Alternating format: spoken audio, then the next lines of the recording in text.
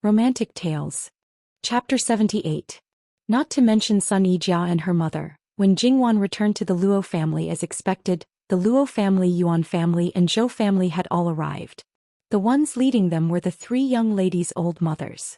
Presumably, these families had either made an appointment or coincidentally followed behind Ding Guogong Fu. As such, no one could find fault. When Zhangshi saw Jingwan, she began to cry. "You're not allowed to cry," Jingwan said helplessly. Zhangshi's tears that were about to fall were held back by her. She looked at Jingwan with reddened eyes, looking somewhat pitiful. If it was the first time she saw it, she probably couldn't help but soften, but Jingwan had long been immune to her appearance. "Mother, I'm very tired and sleepy right now. I'm going to sleep for a while. I haven't eaten Mother's cooking for so many years. Why don't Mother take advantage of this time to make some for me? Wait for me to get up to eat, okay?" Okay, Zhangshi quickly nodded. "Quickly go to sleep." Jingwan smiled. After Zhangshi left, she finally showed her fatigue. "Mama, when I came back, which family did I see those people? They should be the family of the Prime Minister, Ruan Darren. I forgot to tell Miss that at that time, it was that evil creature that first collided with the carriage of Ruan Darren's daughter. Miss Ruan's carriage went down from the mountain. Although it was closer to the inside, it still fell off the cliff. After Miss Ruan was thrown out of the carriage, she happened to land on a clump of vines. Therefore she wasn't seriously injured, but she seemed to be frightened and didn't wake up. Wan Fengfei, who is as famous as Jia Jiejie? This is great. In the capital, other than those daughters of the imperial family, the two most valuable and also the most outstanding young ladies were injured together. I don't know what will happen. Fortunately, Jia Jiejie didn't care much about the disfigurement. However, with the assassination of Jin Qinhuang as a front, she thought that this matter wouldn't stir up any waves. Forget it. It's not my turn to care about this matter. Jingwan rubbed her temples. She went back to her room and asked the maid to help her change her clothes. Buddhism was a sacred place, so she had to be a little careful. Although it was not so comfortable to sleep in clothes, she fell asleep soon after she lay on the bed. Jingwan slept all the way until it was time to light the lantern. She slept very soundly and showed no signs of waking up, which scared the group of people again. They thought that there was some hidden injury that they could not see. Madame Zhang had also brought the house doctor, so there was no need to trouble Great Master Liaochen. Fortunately, the house doctor was certain that Jingwan had fallen asleep due to exhaustion. Once she had enough sleep, she would naturally wake up. After Jingwan woke up, her spirit came back. She only felt hungry.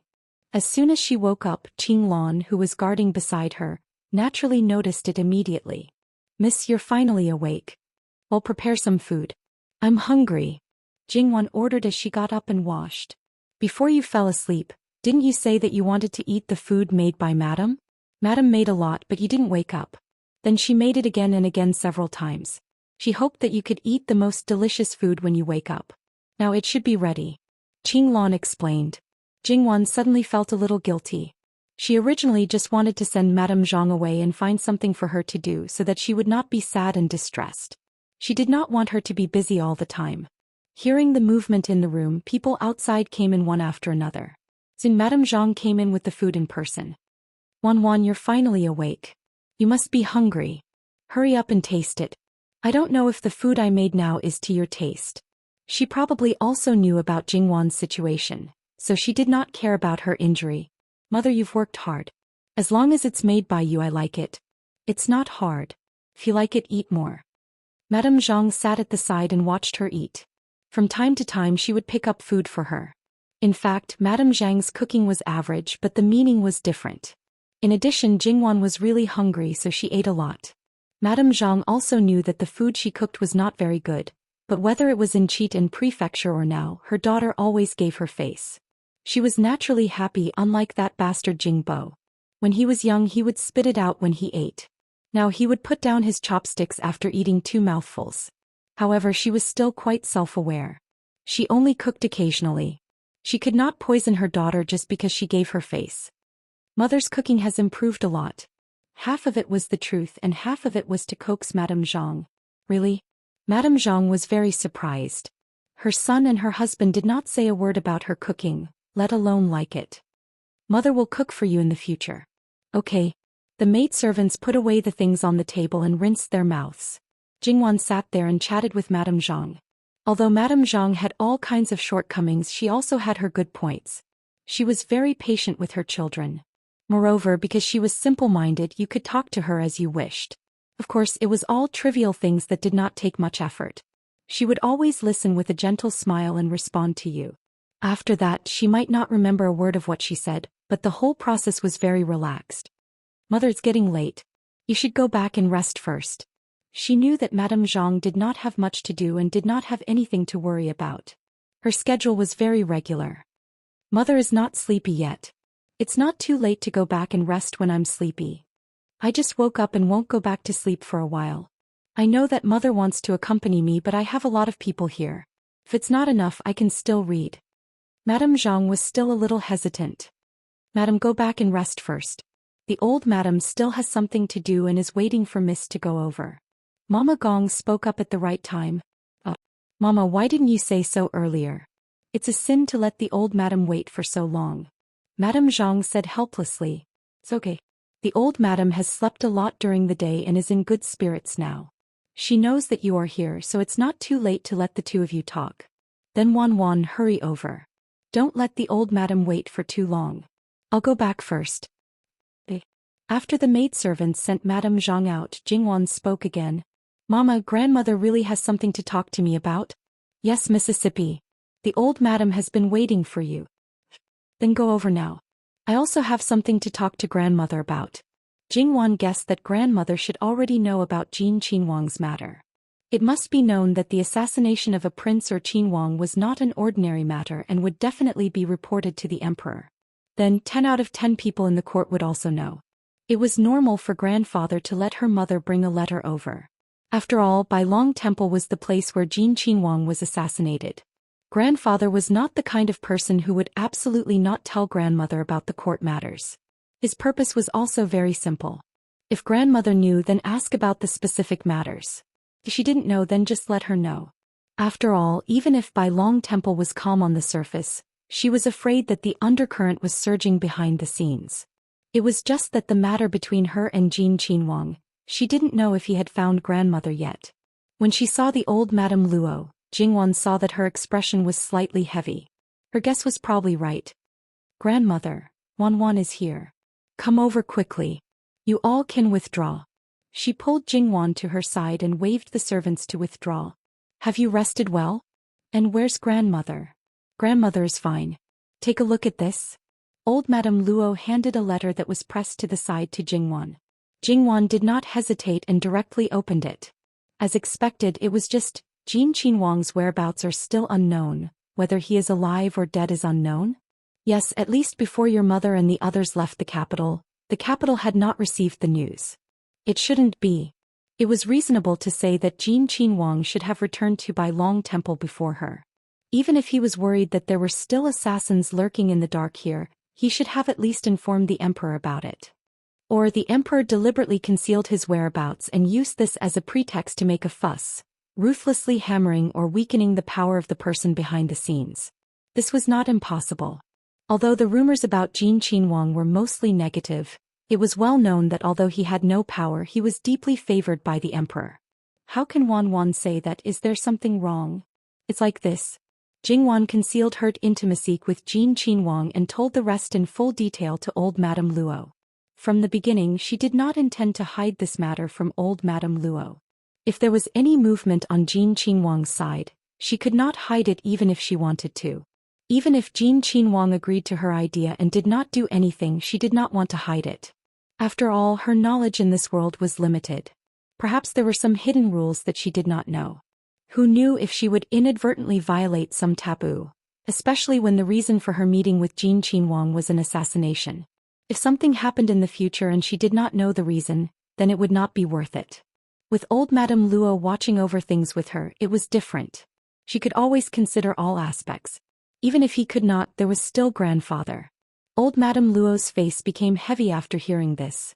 It was related to Wan's reputation. She had to be serious. But it was useless to think about it now.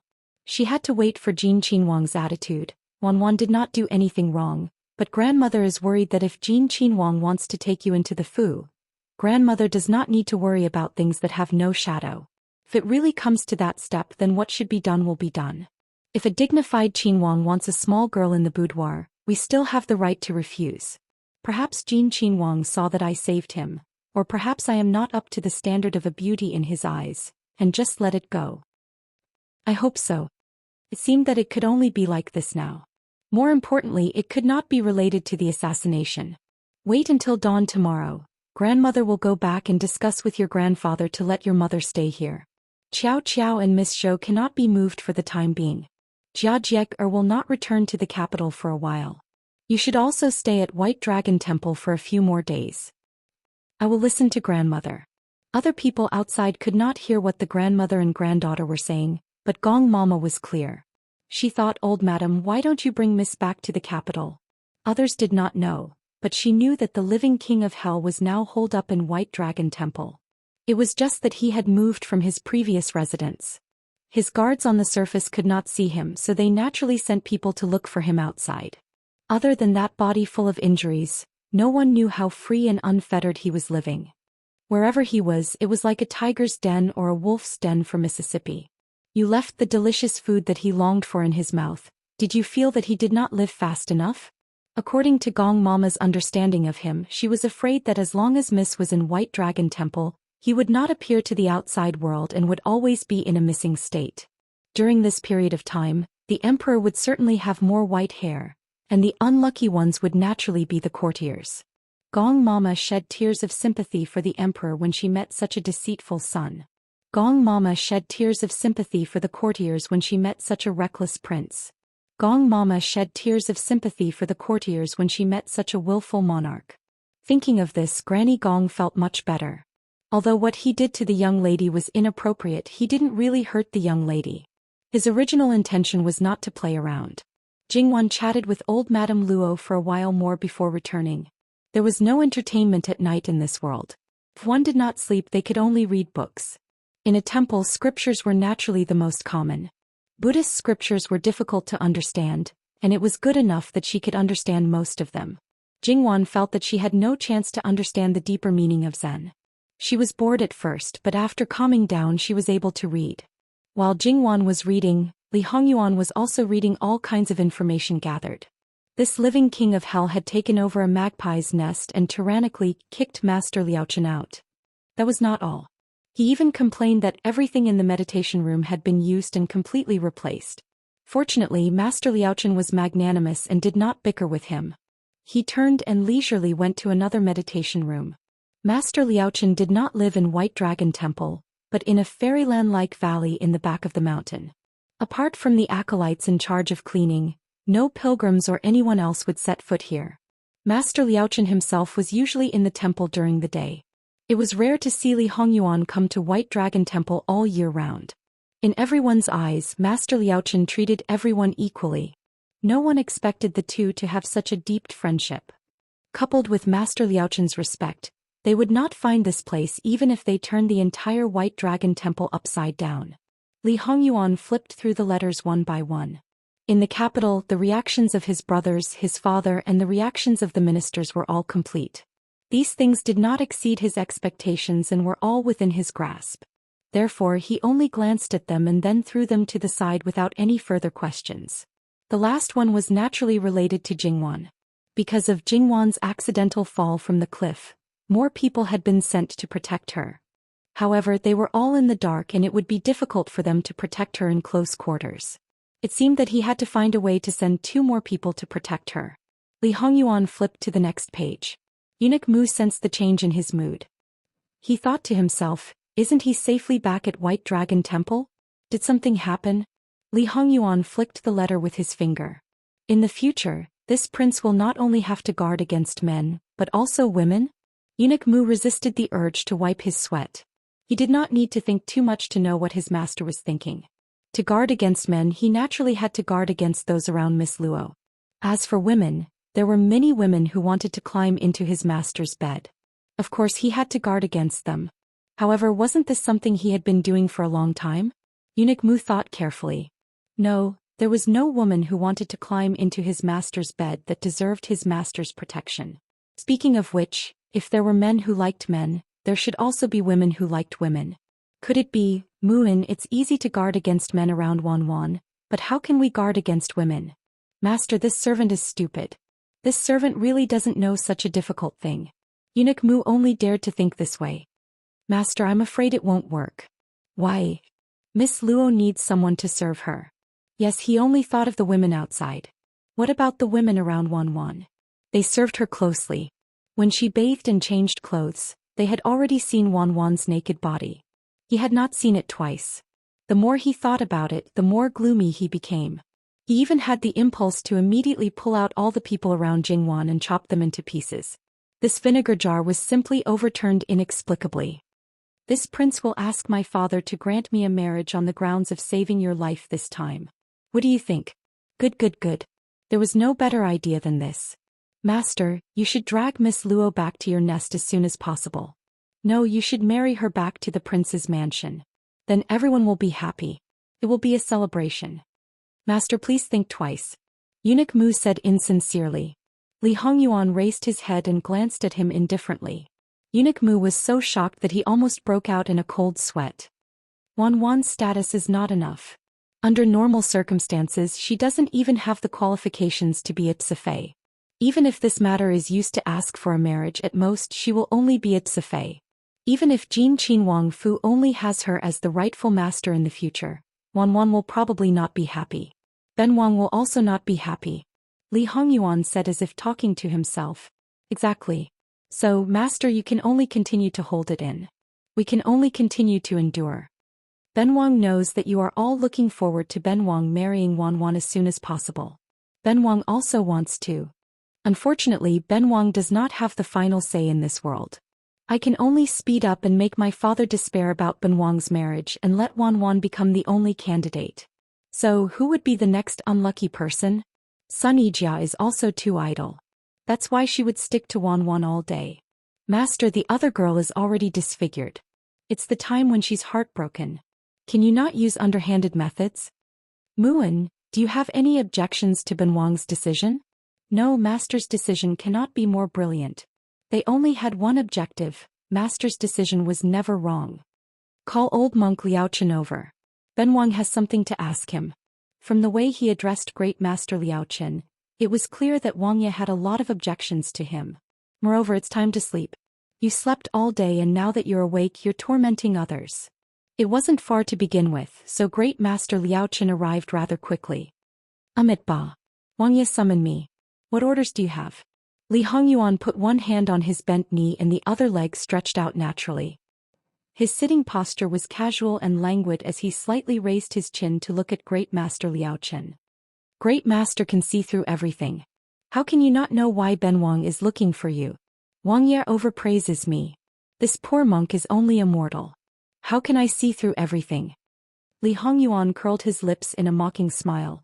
Great Master didn't see that Ben Wang was about to face this bloody disaster? Would your highness not have been injured if this poor monk had told you? This isn't a disaster for your highness. Your highness's face is filled with joy. Li Hongyuan had to admit that Great Master Liao Chen was right. The main reason was that he had vented his anger on Wanwan when she fell off the cliff. Great Master should have met Wanwan already. What do you think? Forgive this poor monk for speaking bluntly, but Miss Luo is pure and kind. It's a pity she's a match for your highness. That's not something a great master should say. However, the great master only said that this prince is sinful and cruel by nature. His heart, liver and lungs are all black. It is precisely because of this that this prince should have a woman like Wanwan by his side. This prince is only willing to be bound by her and be restrained by her. Wanwan is a woman who is soft on the outside but strong on the inside. It is easy for her to attract the attention of men and attract the jealousy of other women. Without this prince's protection, even if she uses 1,000 methods, it will be difficult for her to avoid their schemes. You should say that we're a match made in heaven. Li Hongyuan didn't hold back at all when it came to flattering himself. Great Master Liao Chen nodded in agreement. Great Master, you still haven't answered this prince's question. Her original fate has been broken. Her new fate isn't clear. Overall it seems smooth, but there may be some twists and turns. It's good that it's broken. If this prince can break it, then her future will be smooth and without twists and turns. From what your highness says, You should know Miss Luo's original fate. Great Master, even if you don't know everything you should know. There's no need to say more. Li Hongyuan never thought that he would be able to hide his rebirth from Great Master Liao Chen. Amit Ba. Of course. Wan Wan has been plagued with misfortune recently. Great Master, please help her resolve it. This prince doesn't want anything else. Just give her the red sandalwood prayer beads in your hand. Your Highness is as blunt as ever. Great Master Liao Chen seemed helpless. Had this prince thought you'd be used to it by now? If you're not, then it's better to get used to it. After all, who knows how many similar incidents will happen in the future. Then as your Highness wishes. I'll give the prayer beads to Miss Luo in 2 days. Li Hongyuan was a little surprised. He had only asked Master Liao Chen for the prayer beads casually. He didn't have much hope. His goal was to make it easier for him to bargain.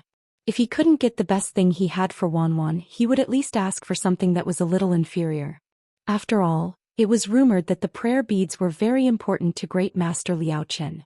It was said that his master had given them to him when he first shaved. They had been in his possession for at least 100 years. Great Master Liao Chen was an old man over 100 years old. No one knew exactly how old he was, so naturally no one knew how long the prayer beads had been in his master's possession. Many people, including his imperial grandfather and father, had wanted the prayer beads but couldn't get their hands on them. Was he really that important? Great Master, you were going to give them to Wan Wan? Miss Luo has an affinity with them. Li Hongyuan felt that he wouldn't be able to understand Buddhist affinity even if he were given several lifetimes. Then why wait 2 days? The blessing of Buddhism. Li Hongyuan paused. There weren't many things that could make him show such an expression. It seems that Wan Wan has gained the Great Master's favor. Miss Luo has an affinity with Buddhism. https://11/11807/6652960. Please wait patiently after reporting and refresh the page. Chapter 79. I think your Highness is overthinking things. What I meant was that Miss Luo has the compassion of Buddha, not that she is fated with Buddhism. Your Highness wishes to bestow upon her an indescribably noble fate. If one day Miss Luo really becomes a monk, it will be because of your Highness. Reverend Liao Chen was unperturbed by Li Hongyuan's anger and threats. Li Hongyuan snorted. Reverend, you probably won't live to see that day. Even if one day this prince is defeated, this prince will drag her down with him. In life she will be this prince's woman, and in death she will be this prince's soul. No one will be able to take her away from this prince. I will kill anyone who dares to stop me. Amit Ba. Your Highness's murderous nature is too strong. If you don't control it, you will only hurt yourself and others. Li Hongyuan sneered. What? Reverend, are you trying to enlighten this prince? Why don't you perform a divination for this prince and Wan Wan? Just say that she is this prince's destined person, and that we are a match made in heaven. After we are married, you can have her enlighten this prince. It will be much easier with half the effort. Your Highness, are you sure you want me to perform a divination like this?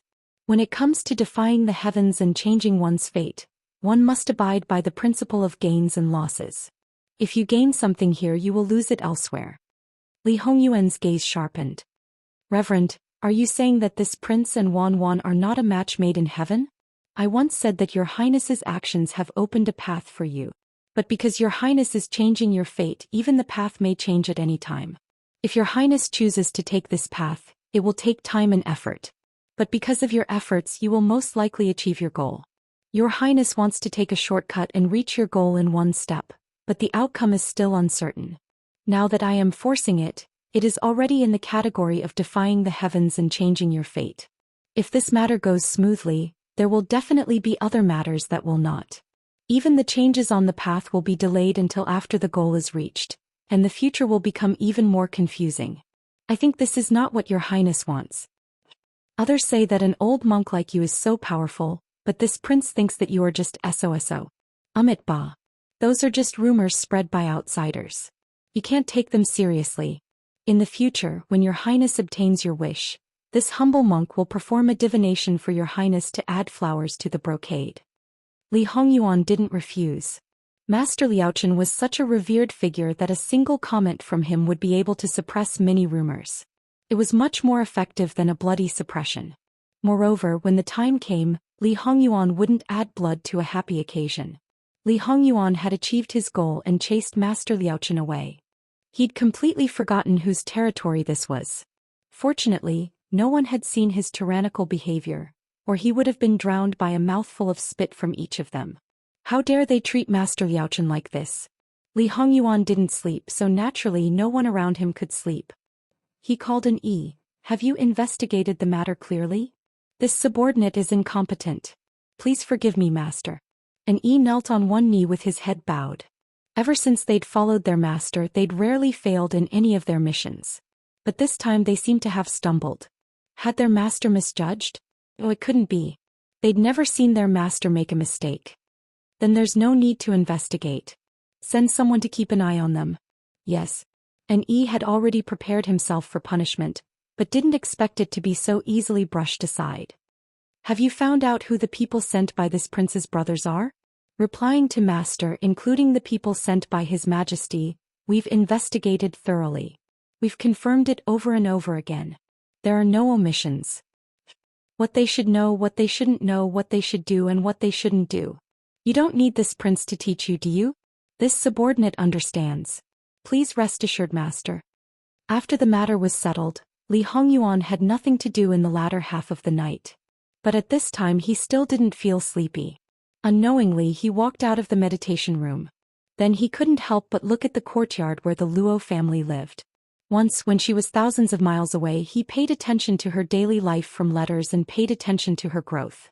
He was worried that she would become another person who was different from the one in his memory. When she arrived in the capital, he saw her with his own eyes and confirmed that she was still the original her. Although there was still a big gap from the appearance in his memory, the delicate and tender her was naturally more delightful than the one who'd suffered the hardships of wind and frost. When he couldn't see her, he could still try his best to restrain himself. It was nothing when it became a habit. But when she appeared in front of him, he couldn't help but want to reach out and touch her. When he touched her, his heart couldn't help but give birth to evil thoughts. The closer he got, the more he missed her. The closer he got, the more he wanted to get closer. He always couldn't stop wanting to get more from her. That obsession of his didn't fade because he was close to her. Instead, it became deeper and deeper. A person like him was very clear that this kind of obsession should be eliminated early. Unfortunately, he never thought of doing so. The reason why a weakness was called a weakness was because you didn't have the ability to protect it well. Unknowingly, he walked to the outside of the courtyard wall. Li Hongyuan hesitated for a moment, but still walked around the courtyard wall and entered through the circular arched door. It was quiet all around. This courtyard looked very big, but there were a lot of people. The masters could still occupy a side room, but the others could only squeeze together. Compared to when they were in the capital, when they visited the Luo family at night, the possibility of being discovered was much higher now. If Jin Qinhuang, who was rumored to still be missing, suddenly appeared at the place where the womenfolk were staying and was caught red-handed, the fun would certainly be big. The shadow guards behind him were trembling with fear, ready to run away at any time. There was no other way. Although it was quiet here, there were martial monks patrolling the night not far away. They were responsible for the safety of these guests. If they were alarmed, it wouldn't be a joke.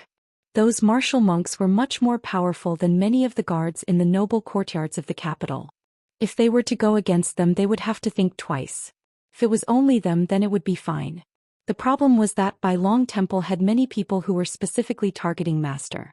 If they were exposed, Master, you have injuries. Even if your bones and internal organs weren't injured, the average person would have to lie in bed for 10 days to half a month. Even if you looked fine, you should at least endure it. Night raids one after another, they all felt that Master was outrageous, not to mention the Lady Protector. To meet such a master, how could it be so miserable? Gong Mama carried a lamp and stood in front of Jingwan's door. She coldly stared at the person who was getting closer and closer. Wang Ye came here in the middle of the night. Enough, this prince will just look at her. I won't do anything. Li Hongyuan impatiently waved his hand to interrupt her. If it weren't for the fact that she was wholeheartedly devoted to Wan, he would have directly sent her to see her biological mother. After all, she was her first master and she was also indebted to her for saving her life. However, when he thought of serving her in close quarters, he couldn't help but think of the previous problem. Thus, his gaze towards Gong Mama became sharper. Gong Mama was very suspicious of his words, but she saw that his expression was becoming more and more unfriendly. Moreover, there was something else in his eyes. Why did it seem like she was his greatest enemy? He was just blocking the door. It shouldn't be to this extent, right? Gong Mama took a step back. Li Hongyuan entered the room and directly walked to the bedside. Because this was a place reserved for female guests, the decorations in the room weren't very rigid. However, there were still many things that weren't there. Even the things that were brought out of the Luo residence weren't many. In the past 10 years, Jingwan still wasn't used to casually leaving the house as if she was moving. When she went out, she did her best to make it as simple as possible. Li Hongyuan took out a night luminescent pearl and placed it to the side. Then he covered it with a lampshade. Immediately the room became much dimmer. Li Hongyuan only sat by the bedside. He didn't even reach out to touch her. Because he didn't use any medicine, he wasn't sure if a gentle touch would wake her up. She had also slept for a long time during the day. He had originally prepared himself not to appear, but unexpectedly she fell asleep again. It seemed that she had really exhausted a lot of her energy. Li Hongyuan's heart ached slightly. However, if he had to do it again, he wouldn't hesitate to do it again. After that, until dawn, Li Hongyuan sat quietly by Jingwan's bedside. It seemed that just by looking at her he was no longer bored or irritated. "Your Highness, it's almost dawn. If he didn't leave now, he might be discovered at any time." Not long after Li Hongyuan left, Jingwan woke up. Jingwan's nose twitched. "Mama, did someone come?" Gong Mama's heart trembled slightly. "No, Mississippi. Is there a problem?" "It's nothing. I just felt that the smell in the room wasn't right. Perhaps it was originally like this and I didn't notice it before." Gong Mama also felt a little guilty. She forgot that Mrs. Nose was also very sensitive. Wang Yi had stayed here for so long. Because of his injuries, it was inevitable that there would be a smell of medicine. He just left not long ago. The smell hadn't spread yet. She clearly smelled it. How could she miss it for a moment? After Jingwan got up, she did what she was supposed to do, just like when she was in the Luo family. However, she did her morning exercises in the room and did not make too much noise. Instead, she practiced yoga. Yoga was not something she had to practice every day, nor was it part of her morning exercises. However, what she learned was the most authentic yoga. It was very difficult and had a great effect on the flexibility and balance of the body. After a whole set of exercises, Jingwan was covered in sweat. Although the surface of her body was uncomfortable after sweating, her whole body felt comfortable and she felt good. After finishing what she needed to do, she sent old Madame Luo away. Jingwan then went to see Yuan Qiao and Zhou Shuang. Their mothers, one of them was her aunt. Naturally, they knew each other. The two families were close relatives. Even if her aunt blamed her, she didn't go too far. Qiao was also open-minded. She thought that it was good enough that she survived. For her, the shock of falling off the cliff seemed to have a bigger impact on her. This was the first time she saw old Madame Zhou. She was supposed to be a very straightforward woman. But now, her face was haggard and there were dark circles around her eyes. She looked much older than her actual age. When Jingwan greeted her, she only raised her head to look at Jingwan. She didn't say anything. She didn't even let her in to see Zhou Shuang. "Madam, I don't know if Shuang, Miss Luo, we can't entertain you here. Please go back." Her voice was very cold and even mixed with suppressed resentment. She was the one who invited them out. She was fine now, but Zhou Shuang was blind. Even if it wasn't Jingwan's fault, comparing the two, she still felt bad. Jingwan naturally wouldn't argue with her. "Madam, I just want to know if Shuang is awake." Old Madame Zhou saw that Jingwan was really worried about her daughter. She knew that she shouldn't be so against her, but she just couldn't control herself. Mother, is Jingwan here?" Zhou Shuang's voice came from inside the room. At this time, Jingwan didn't care so much. She quickly went around old Madame Zhou and went into the room. Zhou Shuang was lying on the bed. Her body was slightly curled up.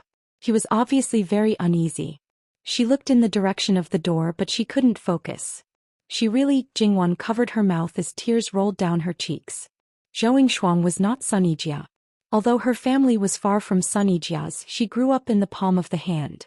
She didn't have the emotional experience of Sunijia. She was cheerful, but her psychological endurance was not strong. After she found out that she was blind, it was good that she didn't break down. "Jingwan, is that you?" Zhou Shuang reached out her hand and asked uncertainly. She didn't know about Jingwan's situation. She just woke up not long ago. She asked the people around her but no one told her. She even thought that Jingwan was already. Jingwan quickly wiped away her tears and calmed down. She hurried forward and grabbed her hand. Yingshuang, it's me. Are you okay? I'm fine. I'm fine. That's good. Zhou Yingshuang smiled. I'm fine too. Don't worry. Jingwan could tell that she was pretending to be strong. Her heart ached even more. She couldn't help but lean over and hug her. Yingshuang, if you're really sad, just cry. Don't hold it in. It's not good for your health. Your blindness is only temporary. Trust me, when the blood disappears you'll be able to see again. Really? Can I see again? Zhou Yingshuang's voice was a little choked. Yes, trust me. You definitely can. You can see again? You can see again. I believe you, I believe you. She hugged Jingwan tightly and started to cry. Don, I'm scared. I can't see anything. I'm so scared. I'm really scared. Don't be scared, don't be scared. It's okay. Your family, your friends will all be by your side. Will always be by your side. Don't be scared. Jingwan patiently comforted her for a long time. Zhou Yingshuang finally calmed down. Then she started to ask about Yuan Qiao and Sun Yijia. Jingwan didn't hide anything from her and told her everything. To a certain extent, disfigurement was much more serious than blindness. How did this happen?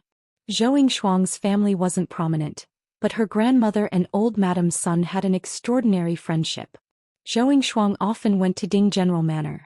Although she wasn't very close to Sun Yijia, she was still more familiar with her than most people. On the way to White Dragon Temple, Zhou Yingshuang knew that Zhou Yingshuang was actually easier to get along with than she looked. Through Jingwan she was much closer than before. Don't worry. Jingwan lowered her voice. She thinks it's better this way. Zhou Yingshuang was stunned. She didn't understand why Sun Yijia would think this way. Jingwan explained to her in a low voice, and then she showed a look of understanding. Jingwan dared to tell her directly because she knew that Zhou Yingshuang wasn't a talkative person. She knew what was important and wouldn't say anything even to her family. Zhou Yingshuang was silent for a moment. So she's also a pitiful person? Then she seemed to think of something. What about you? Were you hurt? Don't lie to me. The deepest wound on Jingwan's body was probably on her neck. She couldn't feel any pain anywhere else. If Jingwan said that she was fine, Zhou Yingshuang probably wouldn't believe her. She put Zhou Yingshuang's hand on her neck against her will. Feeling her careful touch, Jingwan couldn't help but feel guilty again. She couldn't help but curse someone in her heart. Is the wound deep? Everyone knew that the neck was fragile. If one wasn't careful it could be fatal. It's not deep really. Otherwise my grandmother and the others wouldn't let me out. Zhou Yingshuang thought about it and agreed. Seeing the atmosphere between the two, Zhou Yingshuang's heart relaxed a little. However, she couldn't help but feel a little jealous. Her daughter said that she was fine and smiled all the time. Didn't she know that her smile was heartbreaking? However, an outsider who she hadn't known for a long time said a few words and coaxed her, and she immediately revealed her true feelings. What an ingrate! Zhou Yingshuang motioned for the servant girl to bring the medicine and prepare some food for her. Although she said that she was fine before, she complained that the medicine was bitter and said that she had no appetite. Zhou Yingshuang hoped that she would drink the medicine now and eat something. Otherwise, how could she get better? The servant girl brought the medicine over and looked at Jingwan with anticipation. Jingwan thought for a moment and knew what was going on. She took the medicine and let the servant girl help her up slowly. Yingshuang, come drink the medicine. It's bitter. Zhou Yingshuang subconsciously refused. Jingwan stirred the medicine in the bowl gently with a spoon. Good medicine is bitter. How can you get better quickly if you don't drink the medicine? Don't you want to see it sooner? Good sister, quickly open your mouth. Do you want me, your younger sister, to laugh at you? Zhou Yingshuang's face reddened suspiciously. She reached out her hand. Give it to me. I'll drink it myself. Who needs you to feed me? You're a delicate girl who stretches out her arms and opens her mouth. Don't feed me. Jingwan laughed and put the bowl in her hand. Zhou Yingshuang drank it all in a few mouthfuls and then frowned. It seemed that she really hated bitter medicine. Jingwan picked up a candied fruit and stuffed it into her mouth. Zhou Yingshuang hurriedly held it. Miss Duchess Ding asks you to go over. Nurse Gong entered the room and said softly. Jingwan, go quickly. Maybe something happened to Yijia. Zhou Yingshuang pushed her. Hey, I'll go take a look first. I'll come back to see you later. Okay. When she was about to leave, Jingwan suddenly stopped. There are some things that I don't want to say to my loved ones. There are some grievances that I don't want to release. It's because I care too much and don't want them to worry and be sad. Zhou Shuang was stunned and then understood what she meant. She was really a meticulous and considerate girl. I know. That girl. Zhou Shuang couldn't help tearing up. Jingwan nodded. Jingwan will take her leave first. Duchess Ding's mother, whom she relied heavily on, personally came to invite Jingwan. It was obvious that her attitude towards Jingwan had changed a lot. Along the way, Jingwan didn't ask Duchess Ding what she wanted to do. Greetings, madam. Get up quickly. Duchess Ding's attitude towards Jingwan was much more enthusiastic than yesterday. Although Jingwan felt that her attitude had changed a little too quickly and was a little strange, she didn't show it. Facing Duchess Ding's scrutinizing gaze, she stood quietly and calmly. She didn't think that there was anything shameful about her. Duchess Ding was quite impressed with her calm demeanor. She took Jingwan's hand and said, Jing'un, I heard that your grandmother has returned to the capital. I thought that you probably wouldn't go back for the time being. I'm going to let Yijiao recuperate in White Dragon Temple. Jingwan, although you are 2 years younger than her, you look like an elder sister. Please take care of her a little more. Madam, you're too serious. Everyone can see how good Sister Yijiao is. Let's not talk about who should take care of who. Since we call each other sisters, we should take care of each other. Duchess Ding nodded. You're a good girl. Why did these words sound a little strange? Obviously they were ready. It didn't take long for Duchess Ding to leave with her people. Except for a mother by Duchess Ding's side, the others left as they came. Jingwan looked in the direction in which they left, deep in thought. Duchess Ding's attitude was really puzzling. Even if it was because of Sun Yijiao, there didn't seem to be a need to go to this extent. Sun Yijiao walked to her side, took her arm and then smiled slyly at her. What are you talking about? Ask me what you want to know. Jingwan felt that it was better for her not to know. Sister Jia, you should be fine now. How about we go to the back of the mountain to pick some peach blossoms? Sun Yijiao was a little surprised, but she didn't say much. Some things would naturally become clear when the time was right. If she said too much now, she was also worried that Sister Wan would be shy. Anyway, our purpose of coming to White Dragon Temple is to enjoy the flowers. Although there was an accident, if we don't go and take a look, wouldn't the loss be greater? Jingwan nodded. It's a pity that Qiao Qiao and Yingshuang can't go with us. Then pick more and fill up their rooms. Although it may be worse than outside, there will be less regret. Therefore, Jingwan, who loved and cherished flowers, was also prepared to be a person who ruthlessly destroyed the flowers. The mountain was full of peach blossoms. Because of their accident, or because Jin Qinhuang was assassinated, White Dragon Temple had temporarily closed its doors to the public. The other families in the capital knew that White Dragon Temple was currently in troubled times, so naturally, they wouldn't let their family members come over. The people who were there before also left in a hurry these 2 days. Therefore, in this peach forest, there was basically only Jingwan, Sun Yijiao and the people they brought. Wherever the flowers were the best and most beautiful, they would pick them one by one. They really didn't show any mercy when destroying them. Why did Miss Sun pick so many flowers? https://11/11807/6652961. Chapter 80. When Jingwan heard how Sun Yijiao addressed the other party, she immediately realized who this person was. The first impression that Wan Fangfei gave Jingwan was that she deserved to be a woman as famous as Sister Jia. She was like a clear water hibiscus, gentle and elegant. Wan Fangfei was also holding a peach blossom in her hand. She walked over unhurriedly with a tranquil smile on her face. Under the tender and beautiful peach blossoms, she didn't lose her luster. Instead, it made her stand out from the crowd. The moment one noticed her, it was difficult to see any other beauty. It was really a case of comparing one's beauty to another's. If Sun Yijiao wasn't wearing a white cloth on her face and dressed casually, she might be able to share the limelight with her. However, from now on, no one would compare the two of them. No matter how outstanding Sun Yijiao was, the first thing people would think of when they thought of her was her disfigured face. One turned from a treasure to a pile of rubble, while the other was still a treasure. When they mentioned the two of them again, they would probably use the word used to. Normal people might sigh at Sun Yijiao's experience, but they would mostly ridicule and gloat. because the two of them were the best among the noble ladies. It was said that the same sex repelled each other. In addition, the two of them had different standpoints behind them. They might not have the heart to compare, but they still couldn't help but care a little when they heard more about them. They rarely saw each other. Now that they met under such circumstances, should it be said that it was fate or heaven's will? Wan Fengfei was very calm. There was nothing strange on her face at all. It seemed that she was still facing the intact Sun Yijia. This kind of person either had a really good mentality or was very good at pretending. Even Jingwan couldn't tell which kind she belonged to in a short time. When she was born, her brothers and sisters had already grown up. Naturally, they didn't compete with her. Her peers were all nephews and nephews. As an elder, she naturally had to give way to others. Above her, she was still pampered by her parents. Wan Ruizhong saw it more clearly than Duke Dinghua. He didn't treat his daughter as a tool to exchange for benefits.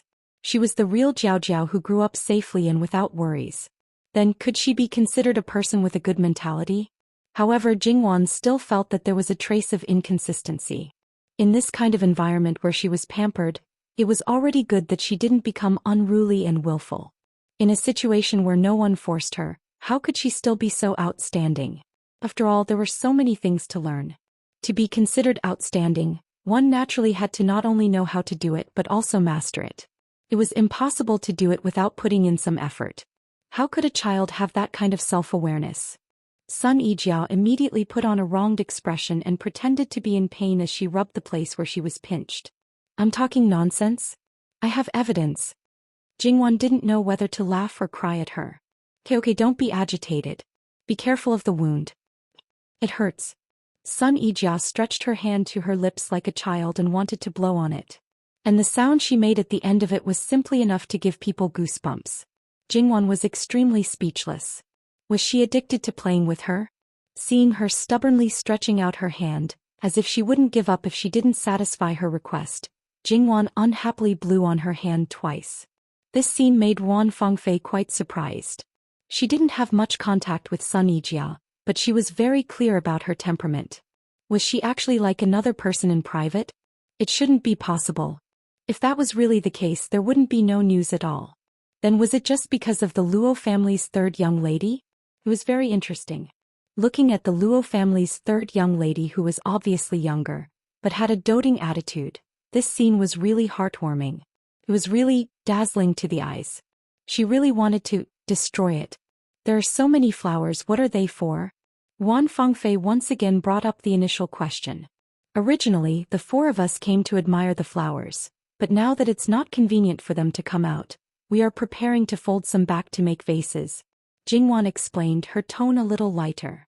Wan Fengfei's smile froze. Sorry, I don't know. If you want to talk about this, I am also responsible. If the cart driver can control it, perhaps. This matter naturally has nothing to do with Miss Ruan. Miss Ruan has also been frightened, so there's no need to take it to heart. Miss Luo is magnanimous. I'm just stating facts. Jingwan smiled faintly. It was just that Wan Fengfei's injury wasn't serious and now she really looked like nothing had happened. However, she had been unconscious for a long time and didn't wake up until the people from the capital came yesterday. But after waking up, she was in good spirits and shouldn't have been frightened. She had underestimated the endurance of these girls. Miss, let's go back. You've been out for a long time and the old madam should be worried. The servant girl beside Wan Fengfei said. Jingwan was still thinking why it wasn't Wan Fengfei's mother who came, but then she reacted. This old madam was Wan Fengfei's mother. She was young but her seniority was high. Jingwan sometimes felt helpless and sad about the matter of old cows eating young grass in this world. These girls didn't marry at 17 or 18 and were considered old ladies. Without any status, they were arranged to be the second wives of those who could be their fathers or even their grandfathers. As for the men, they were already in their 50s or 60s and no one would say anything about them eating those 13 or 14-year-old girls. Men were still like flowers at the age of 40 and women at the age of 40 could be classified as old people. This was how unfair it was. Wan Fengfei came and left just like that. It seemed that because she was bored in her room she came out to get some fresh air and some wind. Then she plucked a peach blossom on the way. The two continued to pluck flowers. Little sister Wan, do you think Miss Ruan's appearance here is a coincidence or something else? Jingwan tilted her head to look at her. Sun Yijia was plucking flowers. She plucked one and reached for the next one. She was quiet, but there seemed to be something else in this silence. No matter what it is, it probably has nothing to do with us. Sun Yijia finally turned to look at Jingwan. Little sister Wan, what do you think of Miss Sun? It's just the first time I met her. It was only a short time and a few words. I didn't feel anything. Little sister Wan, do you know? When I was young, my mother always told me that Miss Ruan, who was 2 months younger than me, never needed my parents to worry about her. As for you, you only thought about playing all day long. If Miss Ruan learned something but I didn't and couldn't learn it well, my mother would ask the female teacher to hit my hand. It hurt so much. At that time I hated Miss Ruan very much. Every time I saw her I wanted to rush up and hit her but I couldn't. Then I tried my best to learn. I thought that if I surpassed her my mother wouldn't say that she was good and wouldn't hit me. Later I got used to it. I didn't need anyone to urge me. I learned by myself. I didn't have to learn everything that she knew. I just learned some things that I liked. Until now she's still so perfect that it's unreal. Jingwan guessed that Sun Yijia grew up under pressure. However, she didn't expect that there would be a child from another family in her life, and this person's influence on her was so great. However, Jingwan noticed Sun Yijia's last sentence, so perfect that it's unreal. This kind of person often hid a side that others didn't know. This kind of person always had 7 emotions and 6 desires. When they were affected by negative emotions, they always needed a way to vent. She had never shown her emotions in the places that others could see. Then what about the places that others couldn't see? If it was just a normal way to vent, such as crying, it would be fine. However, there was another kind of person who was called a pervert. Of course, Jingwan wouldn't speculate about others with malice. Maybe Wan Fengfei was just a little picky and pursued perfection. Maybe she really had a life like her, so her emotions wouldn't be easily affected. As for whether she was a pervert or not, Jingwan didn't think of deliberately finding out. It had nothing to do with her, right? However, if it wasn't a coincidence and Wan Fengfei really wasn't as perfect as she looked, her purpose of coming here might be to see with her own eyes whether Sun Yijia, who was as famous as her, was really disfigured. She used to have 2 first places. Now she was unique. It should be something to be happy about, right? Sister Jia, do you care a lot? How could I care? Therefore, Wan Fengfei's appearance was thrown to the back of their minds. Each of them held 2 peach blossoms in their hands. The big baskets in the hands of the maidservants were also full. However, they didn't go back directly. They went to many other places to look. Although White Dragon Temple was famous for its peach blossoms, it didn't mean that there were no other flowers. They more or less picked some. Jingwan even asked the maidservants to pick a lot of wild flowers and bring them back. Because Yuan Qiao and Zhou Shuang lived in the same courtyard, they simply moved the 2 of them to the courtyard. It was inconvenient for them to move, so they just looked and smelled at the side. Regarding Jingwan's flower arrangement, the people around her had long been accustomed to it. Although they still felt that it was amazing every time they saw it. It was the first time for the others to see it. Although the peach blossoms were beautiful, there were a lot of them placed together and there were other miscellaneous things. However, under Jingwan's hands they were trimmed and trimmed. No matter if it was a basket or a vase, she could quickly arrange them into various shapes. Coupled with some other embellishments, it was clearly the same thing, but it felt different when looking at it. It was simply too beautiful. Sun Yijia and Yuan Qiao stared at Jingwan and couldn't help but praise. So amazing. Jingwan smiled and didn't say anything. Seeing Zhou Shuang's anxious and lonely expression, she moved the finished flower arrangement to a place where she could touch it. Shuang, smell it. Not far away, the 2 madams also couldn't help but nod. Madame Zhou said to Jingwan's aunt Luo Ronghui, "Your family's daughter's skills are also superb. She has always lived with my mother in Chidan Prefecture. Today is also the first time I've seen her." After a moment of silence, Luo Ronghui continued, "My mother doted on her the most. My mother is a person who clearly distinguishes between love and hate. She likes someone, she likes them. If she doesn't like them, she doesn't like them. She doesn't care about sand in her eyes. It is very difficult for ordinary people to enter her eyes, but she has always placed Third Lass at the top of her heart and doted on her. Third Lass, in fact, is really a good child." Madame Zhou actually understood Luo Ronghui's meaning. Seeing that Jingwan was always concerned about her daughter, she said, "I know this matter can't be blamed on her, but it is hard for me to accept it at the moment. More importantly, our family Xingxuang is currently discussing marriage with the son of the Imperial College's chancellor. They were even about to exchange marriage invitations, but she suddenly lost her sight. This matter is very likely to fail. Tell me, how can I not feel sad? As she spoke, she couldn't help but cry. Don't cry. They're happy right now. If they hear this, it will be very disappointing. Speaking of which, Lord Chancellor is a kind person. It is not impossible for your family's Yingxuang to regain her sight. Perhaps there won't be any problems with the marriage. Luo Ronghui consoled. Madame Zhou wiped away her tears. I hope so. Little sister one, please teach us. Sun Yijia looked at her expectantly. Actually, it is not difficult. Jingwan conveniently sat beside Zhou Yingxuang and asked the servant girls to bring scissors and other things. Then as she spoke, she taught Zhou Yingxuang how to cut her hand. From time to time she whispered a few words to her. Zhou Yingxuang smiled very happily. She touched her hand when she couldn't see. Even if she was accidentally pricked, she didn't care. When Sun Yijia and Yuan Qiaoqiao saw this, they looked at each other and smiled at the same time. Although they were in a bad situation when they first arrived at White Dragon Temple, it was also a good thing that they could still gather together happily. Actually, things like flower arrangement were more or less common for unmarried women. The basic things were not difficult. The key was that Jingwan taught them some small skills which were very useful. She is the youngest but the most considerate one who knows how to take care of others. If I were your mother, I would definitely like such a considerate girl. Madame Zhou replied. Luo Ronghui smiled. Our family's Qiao Qiao has been sick and listless before. Otherwise she would complain that her leg hurts. But now she is so happy that she has forgotten all about it. Yes, this situation is already much better than expected. Their mood is better now, so I think they will recover faster. Young miss, the things you asked for are here. Nurse Gong led a group of people to carry a large and heavy wooden box. What is this? Yuan Qiaoqiao asked curiously. Jingwan did not keep them in suspense.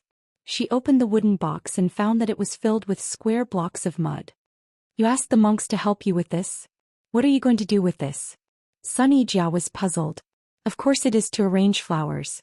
Without further explanation, she directly started to do it. She brought over a table and piled up the mud blocks one by one. Some places were higher while others were lower. Of course, Jingwan did not need to do it herself. The servant girls would do it according to her instructions. After the first step was completed, Jingwan started to decorate it. She did not touch the originally square blocks of mud. Instead, she decorated them with leaves, branches, and some wild flowers of different sizes and colors. When she stopped, the mud blocks no longer had their original angular appearance. They were completely a large and beautiful flower arrangement base. Soon after, Jingwan started to arrange flowers on top of this base. Because it was all soft mud, it was naturally easy to arrange.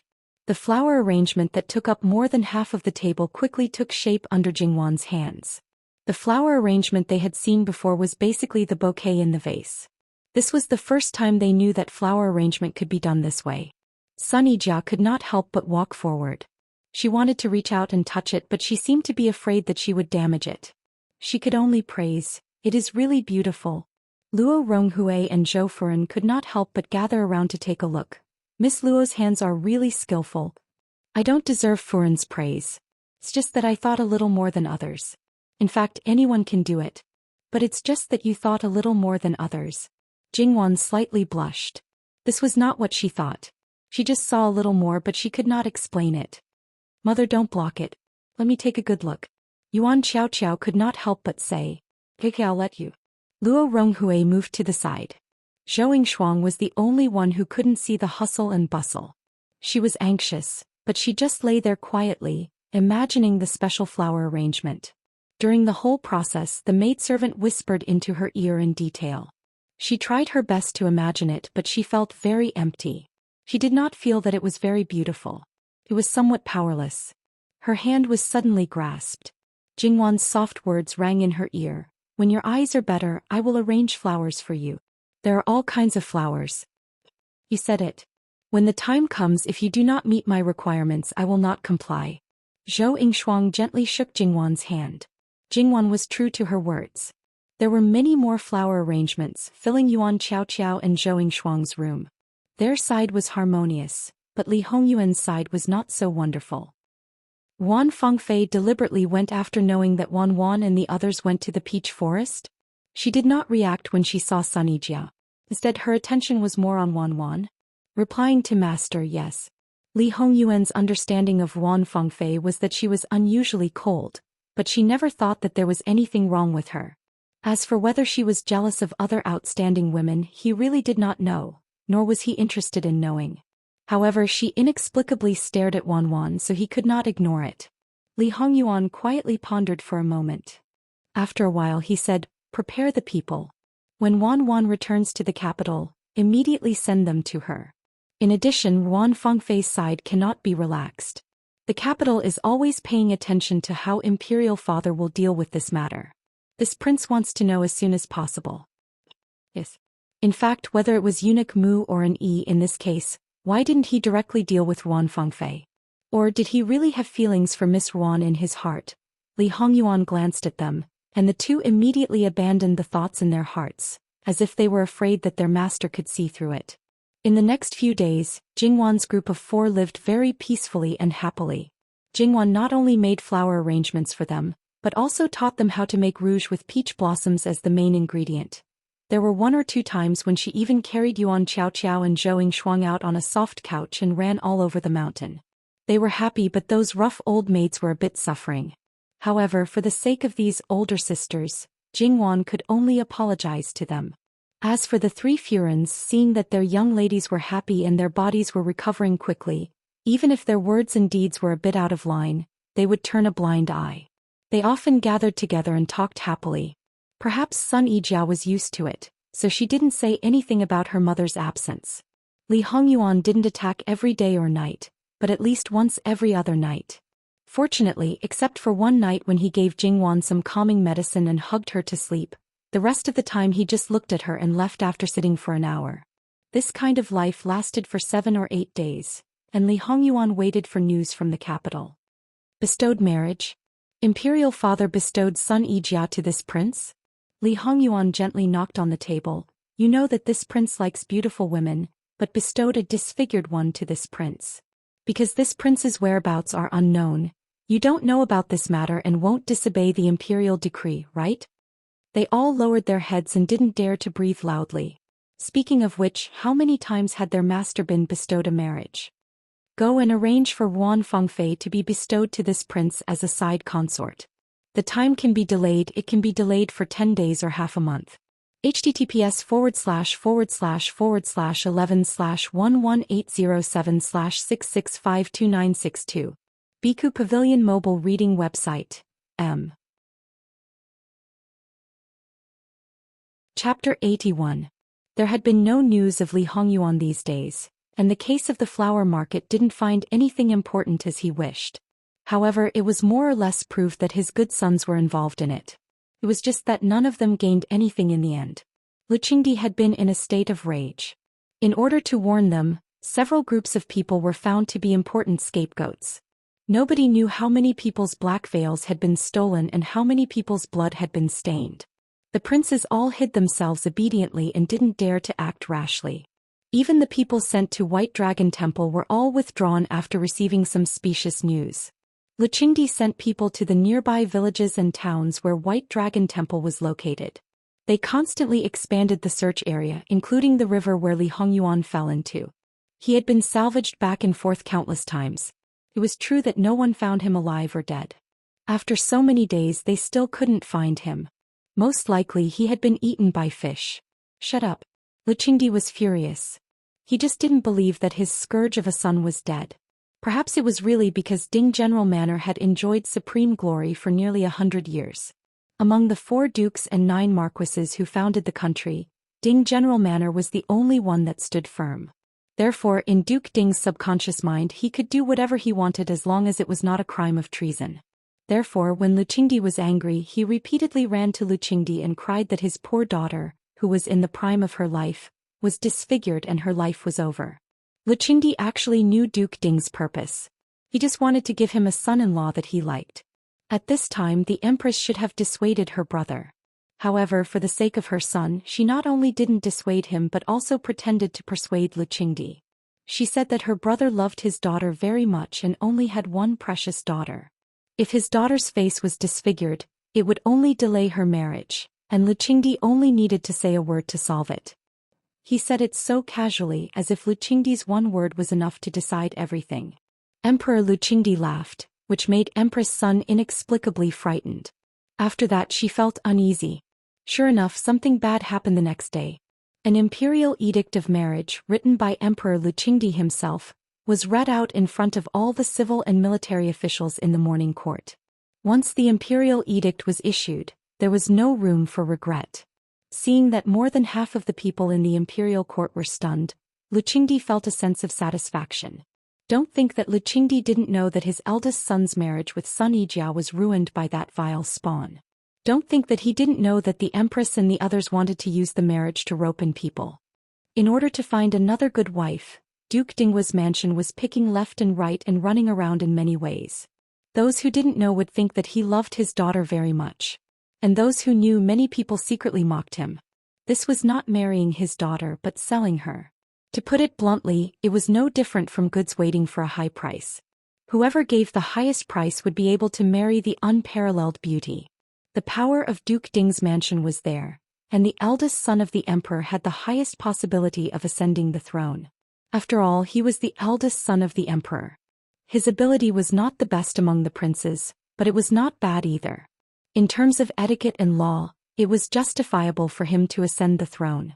Naturally, there were so many people who were eager to make a move, so that the rumors between Sun Yijia and the eldest son of the emperor, Prince Kong, could be ignored. Unfortunately, before the dust settled, something happened to Sun Yijia. It had to be said that Sun Yijia's existence in this transaction was equivalent to a token. As long as she existed well, that was her greatest value. Then whether her face was intact or not wasn't that important. However, if they really voluntarily married such a woman, the transaction would be put on the table. Some things were very good to know, but they couldn't be exposed to the surface. Face was very important to a family. If they only cared about benefits and didn't ask about anything else, it would only be criticized. Duke Ding's behavior was just to let Luqingdi issue an edict to save their face. After all, it was difficult to take the emperor's order. They had obviously gained benefits, but they still pretended that they had no choice. Sun Yijia, including Jingwan and even Sun Yilin, who had just been involved in the officialdom, only thought that Sun Yijia, who was disfigured, would be abandoned. Who would have thought that Duke Ding would go to such an extent? He didn't give her a way out at all. How bitterly disappointed and sad it was. And this time it could be regarded as a lesson to them. Never underestimate some people's cold-bloodedness and shamelessness.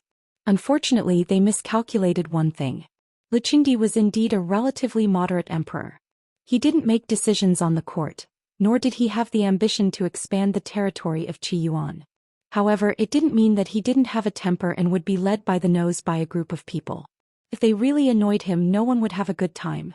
Duke Ding, aren't you worried that your daughter won't be able to get married? Fine, now I'll give my son to you as your son-in-law. I've given you a lot of face. What? Are you dissatisfied with my son, Duke Ding? No, your majesty, Jin Qinhuang is handsome, elegant and elegant. Your daughter, even before her disfigurement, was barely worthy of him. What she looks like now, although I haven't seen it, I can imagine it. Seeing that Duke Ding has always been loyal and devoted, I can't bear to see my beloved officials worry all day long, so I reluctantly set your daughter as Jin Qinhuang's consort. Luqingdi put on an attitude that he had suffered a great loss for Duke Ding. He almost directly said, "Son, I've let you down. I've chosen such a Wang Fei for you, but I have no choice. Duke Ding is wholeheartedly devoted to the country. I can't chill the officials' hearts, so I can only wrong you to solve my worries for me. Duke Ding, my son is highly talented, knowledgeable and skilled in both civil and military affairs. Now he wants to marry your daughter. He's sacrificed so much, don't you feel embarrassed if you don't prepare more dowry for your daughter?" When the courtiers listened to Luqingdi's tearful narration, they couldn't help but lower their heads again and again, covering the twitching corners of their mouths. "Your Majesty, can you still have a little face? Even if you praise your son as if he's unparalleled in the heavens, you can't change the fact that he has no good points except for his face. There's also that rotten reputation. Even if you don't like Duke Ding, you have to say that even the disfigured Miss Sun is wronged to marry your son. Also, Counting with your fingers from the time Jin Qinhuang left the palace until now, how many times have you bestowed a marriage? The 7th time, the 7th time. There's no one else who can jinx his wife to this extent. Just because you're the emperor, you can't disregard someone else's daughter's life, right? Also, there's still no news from Jin Qinhuang. Most likely, was he preparing to hold a ghost marriage for Sun Yijia to be the widow, or what? Even if some people knew the actual situation of Li Hongyuan, they believed that he wouldn't easily get into trouble, so they couldn't argue for Lu Qingdi. Although you praised your son by a fluke, there wasn't a single mistake. His temperament was unpredictable and his temperament was still acceptable. Even adding on the reputation of jinxing his wife, they were still willing to send their daughters to Jin Qinhuang Fu to serve him. It was only jinxing his wife, not being a legitimate wife, was enough. But, alas, sending their own daughters to him would only be a waste, and they wouldn't be able to reap any benefits. It's better not to think about using this method to climb up the ranks. Duke Ding knelt in the main hall. Not to mention that his abacus had fallen through, Lu Qingdi also named him to give a generous dowry to compensate his son. Beloved minister son. Duke Ding quivered. This official thanks your majesty for your grace. For my daughter to be able to marry Jin Qinhuang as a consort, it's the good fortune of 3 lifetimes. It's good that beloved minister knows. Lu Qingdi was satisfied. If the people around Li Hongyuan saw the current Lu Qingdi, they would probably be able to find the reason for their master's shamelessness. They were simply father and son in the same vein. Lu Qingdi's sudden imperial edict hadn't been dismissed yet, so the entire harem knew about it. After a moment of shock, some people were completely dumbfounded while others clapped and laughed. The emperor's move was simply a stroke of genius. Not only did it disrupt the plans of the empress and the eldest prince, but it also made Duke Ding's Fu suffer a double loss. Jin Qinhuang was imperial consort Su's adopted son. The mother and son relationship was deep, so it was absolutely impossible for him to stand on the empress's side. Moreover, Sun Yijia was disfigured. Even if she could successfully marry into Jin Qinhuang Fu, being a living widow was considered light. Jin Qinhuang, who only loved beauties, might hate her, which was equivalent to forming a death grudge. If Duke Ding's Fu defected to imperial consort Su's side, the situation could be eased and Sun Yijia could live a better life. However, Duke Ding's Fu was the empress and the eldest prince's hardcore supporters. The final result was that Sun Yijia was completely reduced to a useless chess piece and no longer had any use. There was also that Sun Yilin who couldn't stand in the court, but was also the inner court's official in the palace. When he heard about it, he almost broke the brush in his hand.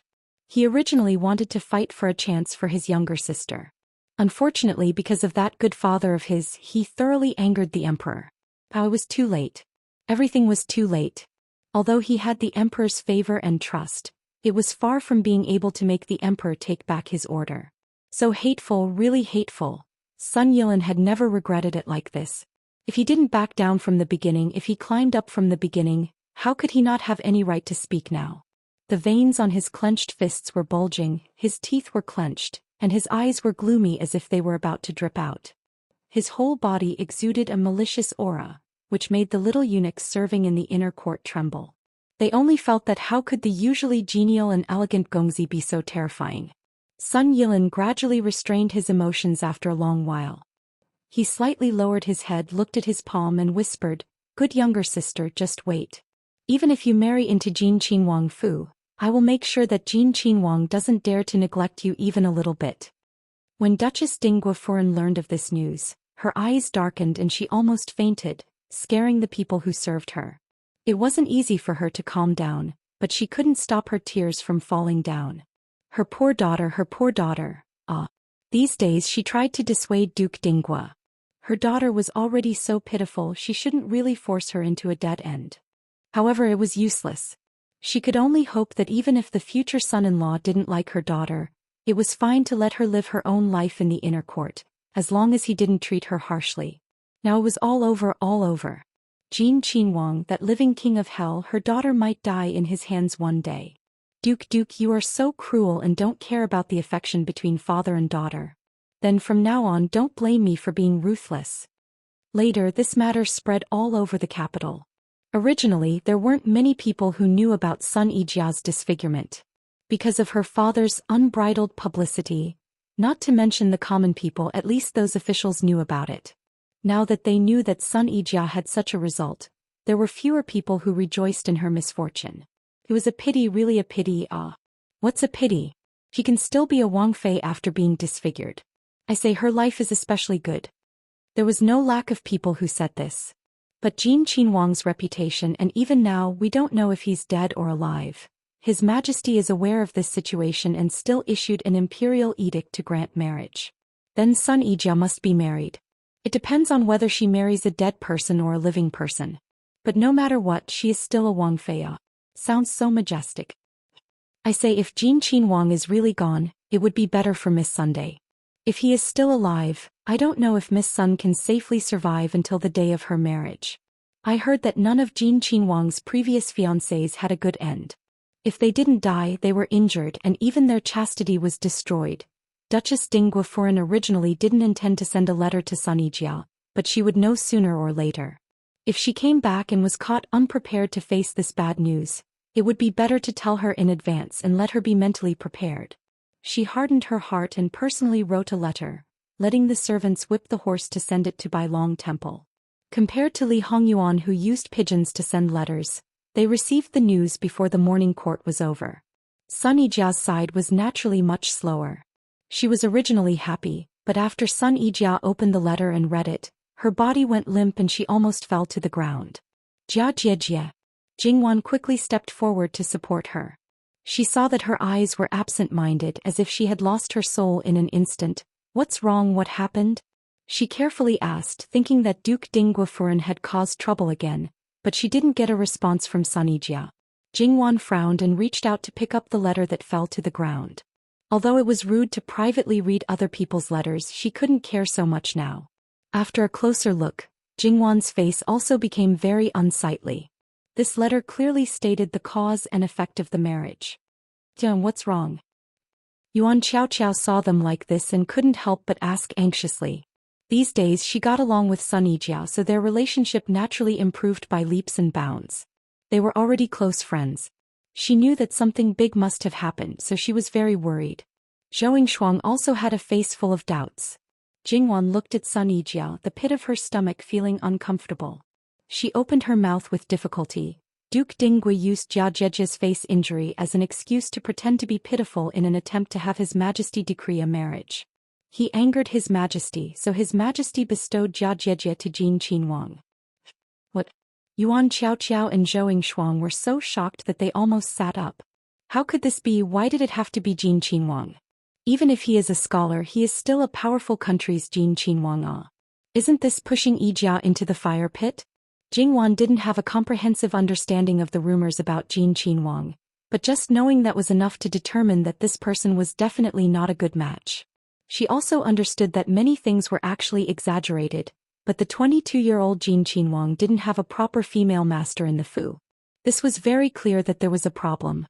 Moreover, based on the things he did to her that night, she could basically conclude that there was still a white moonlight in his heart and a cinnabar at the tip of his heart. She was clear about a man's bad nature. The more he couldn't get it, the more he wanted it. And what if that woman appeared again? Once that heart was partial to a woman, it would become unreasonable. Marrying such a person, it would be very difficult to live her own life without caring about anything in the inner courtyard. In order to make room for the person in his heart, perhaps she could do all kinds of crazy things. If Li Hongyuan knew of Jingwan's thoughts, wouldn't he vomit 3 liters of blood? However, Jingwan's last thought was really not wrong. A certain king of hell did a lot of crazy things in order to leave the position of wife unsullied for her. Jingwan held Sun Yijia's shoulder, not knowing how to comfort her. Perhaps the saddest thing in her heart wasn't that she was bestowed a marriage to Jin Qinhuang, but her father's actions. Jia Jiejie, Jin Qinhuang may not be so unbearable. Jingwan said against her heart. Not so unbearable. Yuan Qiao suddenly became agitated. My good younger cousin, that is because you are not in the capital and do not know that person Jin Qinhuang. Let me tell you, that person Jin Qinhuang is cruel and callous. He eats human flesh, drinks human blood, is greedy for flowers and is lecherous. He does not discriminate between men and women, whether it is hot or cold. As long as it is a beauty, he has his eyes on it. No matter if it is fragrant or stinky, he will get it in his hands. In the capital there is also another courtyard where he specially keeps beauties. I heard that there are even mother and daughter inside. Just because he has taken a fancy to a married woman, it is not the first or second time that he has caused the family to be ruined and the family to perish. He is also fickle and cold-blooded. Qiao Qiao, shut up, because Yuan Qiao Qiao raised her voice. It attracted the attention of several Furins on the other side. Hearing Yuan Qiao Qiao's words, Luo Ronghui almost fainted from anger and hurriedly rushed over. Are these words for a girl like you to say? Is Jin Qinhuang something you can talk about? You don't want your life anymore? He poked her forehead hatefully. When did I talk about it? This is clearly something that everyone knows. Why can't I say it? Jin Qinhuang dares to do it. Is he afraid of being talked about? You're still talking. Luo Ronghui wished he could cover her mouth. Cough, cough, cough, cough. Probably because she was too agitated, Yuan Qiao Qiao violently coughed. My little ancestor, quickly stop for a moment. Luo Ronghui hurriedly patted her back and took the water handed over by the maidservant to feed her. Jingwan was also shocked by Yuan Qiao Qiao's explosive news. It wasn't until she heard Yuan Qiao Qiao's coughing that she came back to her senses and hurriedly went forward to appease her. Okay, I know. You calm down a bit. What they didn't know was that Yuan Qiao Qiao's words were coincidentally heard by a certain person who was bored and came to the corner to eavesdrop. Only separated by a few bushes of flowers and trees, Li Hongyuan's face was as black as the bottom of a pot. He almost lost his reason and directly went out to strangle Yuan Qiao Qiao to death. Eunuch Mu's shadow guards who were hidden in the dark shrunk their necks and acted like ostriches. They were really afraid that he would take his anger out on them and drag them out to chop them up and feed them to the dogs. This cousin of the future Wang Fei was too daring. Even if it was a fact that everyone knew, she shouldn't say it so bluntly. Moreover, she said it to the future Wang Fei. It didn't matter if her own little life was targeted, but it would implicate others. Li Hongyuan broke a branch with a snap, which naturally alarmed Jingwan and the others. Who is it? Nanny Gong scolded and turned to look at the flower bushes. As expected, she met Li Hongyuan's gloomy eyes. She squatted down to greet him.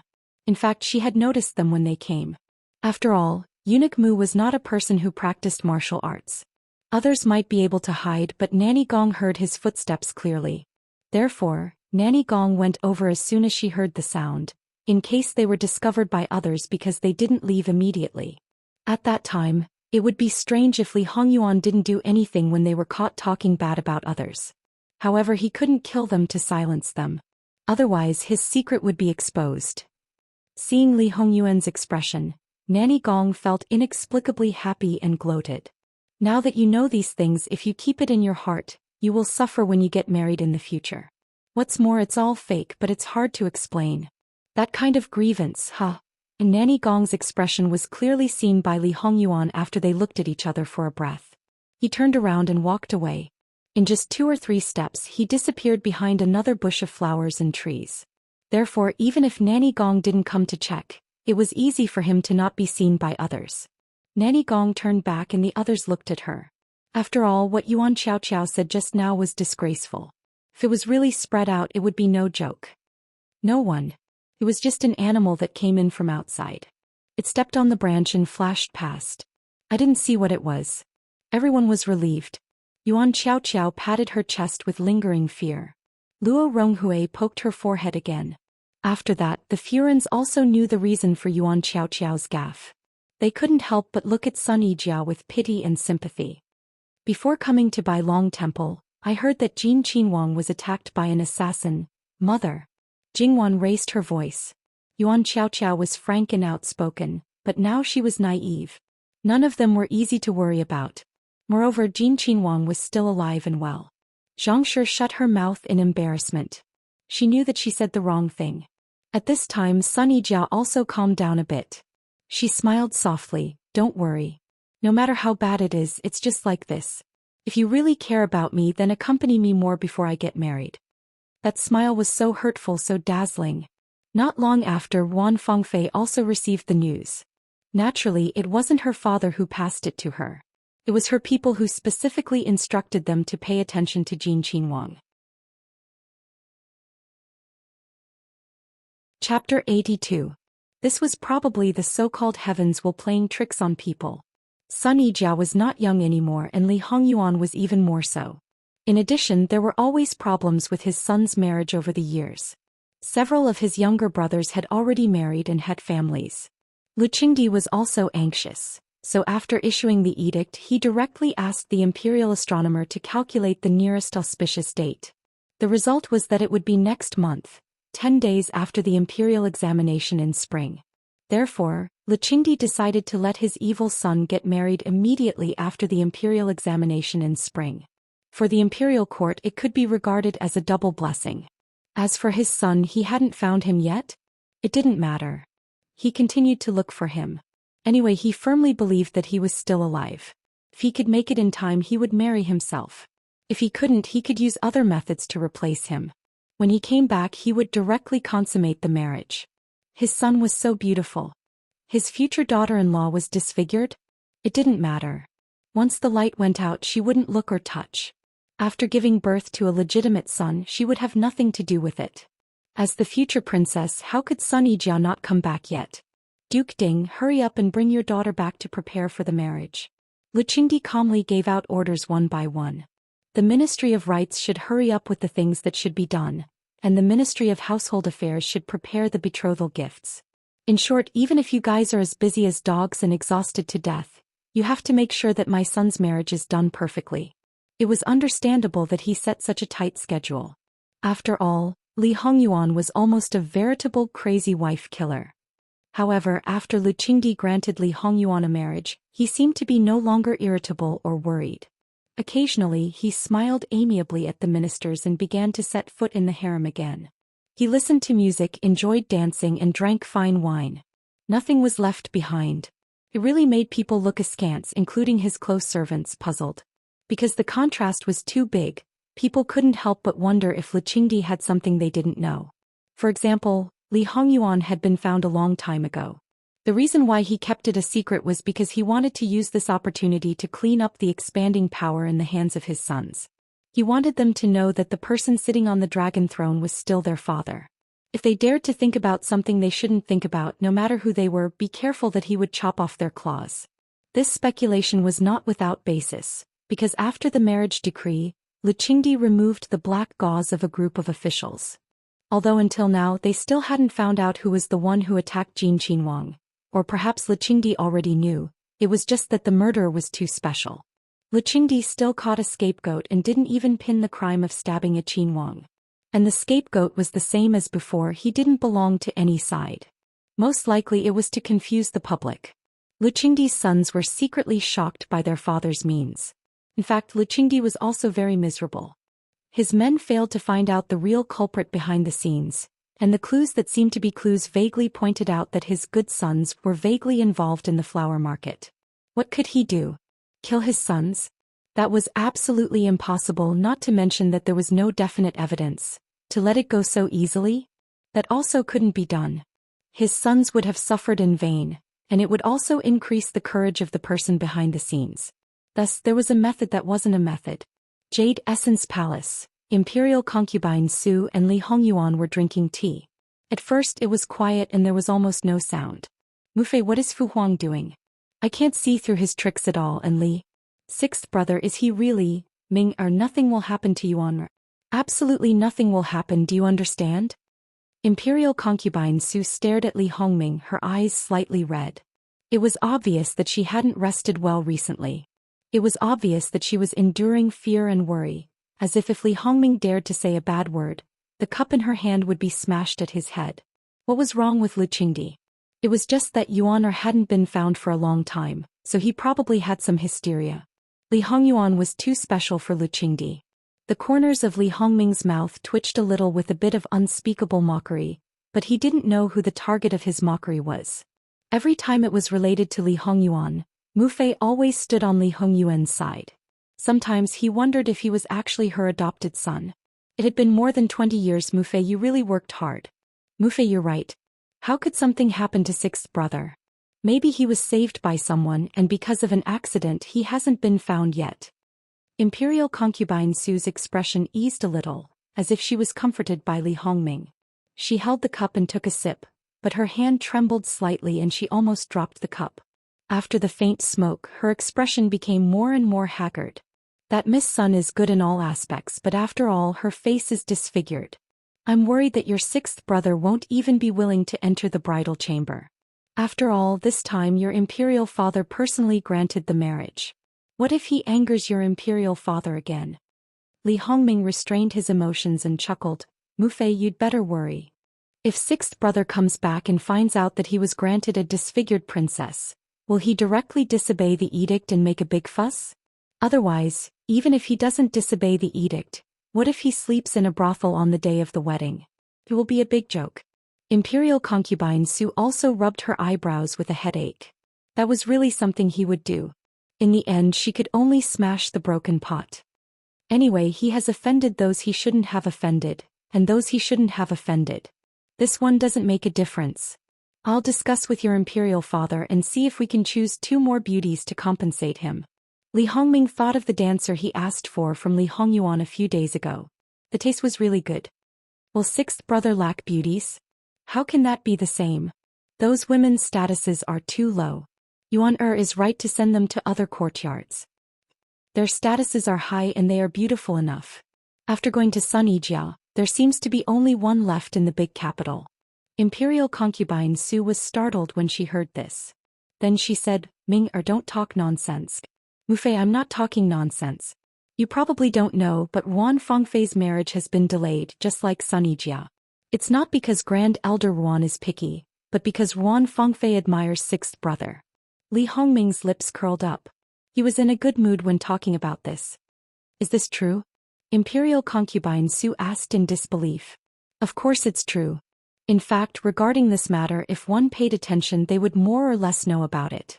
Why didn't I pay attention before? Li Hongming was obviously annoyed that he only found out about such an important matter 2 days ago. Do you know why Miss Ruan is coincidentally at White Dragon Temple? It's said that after hearing that sixth brother was punished, she followed. If it wasn't for the people sent to White Dragon Temple accidentally finding out, we would still be in the dark. Fortunately, it's not too late to find out now. I just don't know if my brothers also found out about this matter. Ming, you want to? It's probably because Grand Elder Ruan is suppressing it so it didn't come out. Otherwise, Ruan Fengfei and sixth brother might even have a child. Since I'm interested, why not add fuel to the fire? If Grand Elder Ruan becomes sixth brother's father-in-law, could it be that he will cut ties with us? Grand Elder Ruan isn't an easy person to deal with. Moreover, if his beloved daughter becomes a concubine, it's possible that he won't be able to rope her in and might even become enemies. If everything comes from Miss Ruan's own hands and she's willing, Sun Yijia obviously won't be liked by sixth brother and will only exist in name. If Ruan Fengfei enters Jinqin Wangfu, she will definitely be its Fei. Other than that, she will be the true mistress. As long as sixth brother doesn't have a second Tsifei, no one can be on equal footing with her, let alone be above her. The possibility that Ruan Fengfei won't agree is too low. If you want to talk about looks, it's just taking advantage. Sixth brother can also be favored by a fairy-like girl like Ruan Fengfei. Like Yuan? What's wrong with Yuan? What's wrong with him? Imperial concubine Su immediately said in dissatisfaction. Yes, sixth brother is your heart. In your eyes there's nothing bad about him. Li Hongming said rather helplessly. Do as you see fit. Be careful. If you mess it up, it's not a joke. Don't worry, Mufei. I know how powerful it is. Imperial concubine Su paused. Also, tell your sixth brother in advance. Mufei is really thinking about sixth brother's feelings all the time. Sending him a beauty and asking if he's willing. Imperial concubine Su cast a sidelong glance at him. Okay, Ken knows. As for whether he would do it or not, that was another matter. That sixth brother of his was a natural rebel. If he told him, he might ruin the plan. Besides, the one who acted was Ruan Fengfei. Even if he wanted to flare up, he couldn't find it on his head. Imperial concubine Su glanced at him and didn't say anything. At this time, a palace servant hurriedly came to report. Nyang Wang Fei sent someone to report that Qian Shijie is having a fit and is about to give birth. Li Hongming didn't have any reaction, but Imperial concubine Su was slightly startled and almost dropped her teacup. However, she quickly calmed down except for the slight abnormality in her eyes. Hey, don't stay here anymore. Leave the palace as soon as possible. After the child is born, Just send someone to report to me. How could Li Hongming not know what his Mufei was thinking? Although he got married relatively late, it had been several years and he only had 2 legitimate daughters. There weren't many women in his harem, but there weren't few either. He had a lot of work to do, so he didn't have much time to go to the harem. But even so, there shouldn't be no movement in the harem except for Wang Fei. But in reality, his Wang Fei really didn't do anything to the women in the harem. Qian Shi was personally picked by his virtuous Wang Fei. Out of respect for his Wang Fei, she only slept with him for a few nights. Unexpectedly, she really got pregnant. Imperial concubine Su looked indifferent on the surface. No one knew what she was thinking, but Li Hongming knew it all too well. Their brothers ranked in the top 10 except for the long-dead 2nd and 8th, the unmarried 6th, as well as the recently married 9th and 10th, including the sickly 5th, all had sons. He was the only one who didn't. Just from this point, his confidence was much weaker. In a situation where many princes were married, it was basically impossible to let a childless prince be the crown prince. Imperial concubine Su could compete with the empress, but when it came to grandchildren she couldn't raise her head. Therefore, Imperial concubine Su actually cared a lot about Qian Shi's child. In comparison, Li Hongming didn't really care because he knew very well that in this life and death battle, it wasn't important at all whether he had a son or not. According to normal circumstances, the throne couldn't be his. This was destined from the beginning, so why should he waste so much time on those women? When he ascended the throne in the future, he could have any woman he wanted and as many sons as he wanted. Then this official will withdraw first. Li Hongming had just left the palace and got on the carriage when his personal attendant told him, Wang Ye Jin Qin Wang has been found. Shang'an, oh? He's really lucky. Regardless of whether Li Hongyuan was alive or dead, Li Hongming didn't have much of a reaction. However, he knew from his Mufei's words and actions that Li Hongyuan being alive was far more beneficial than harmful to him. Therefore, even though he really wanted him to die, he still hoped that he would live until Luqing Emperor passed away, live until he successfully ascended the throne. Li Hongming knew that there were things he didn't know. However, on the surface, Li Hongyuan made enemies on all sides, and even if he was messing with him, he didn't show any mercy. But overall, the losses he caused to others were far greater than him. The trouble he created for him might have made people gnash their teeth in hatred at the time, but in reality it didn't matter. Tell Ben Wang the details. Yes. After Jin Qin Wang was injured and fell into the water, he was fished out by a large white ape not long after. Wait, large white ape? Are you sure? Li Hongming asked incredulously. The news from White Dragon Temple indeed said so. Many people have seen that large white ape. It's taller than a person and has extraordinary strength. It's said that the large white ape was raised by a traveling doctor.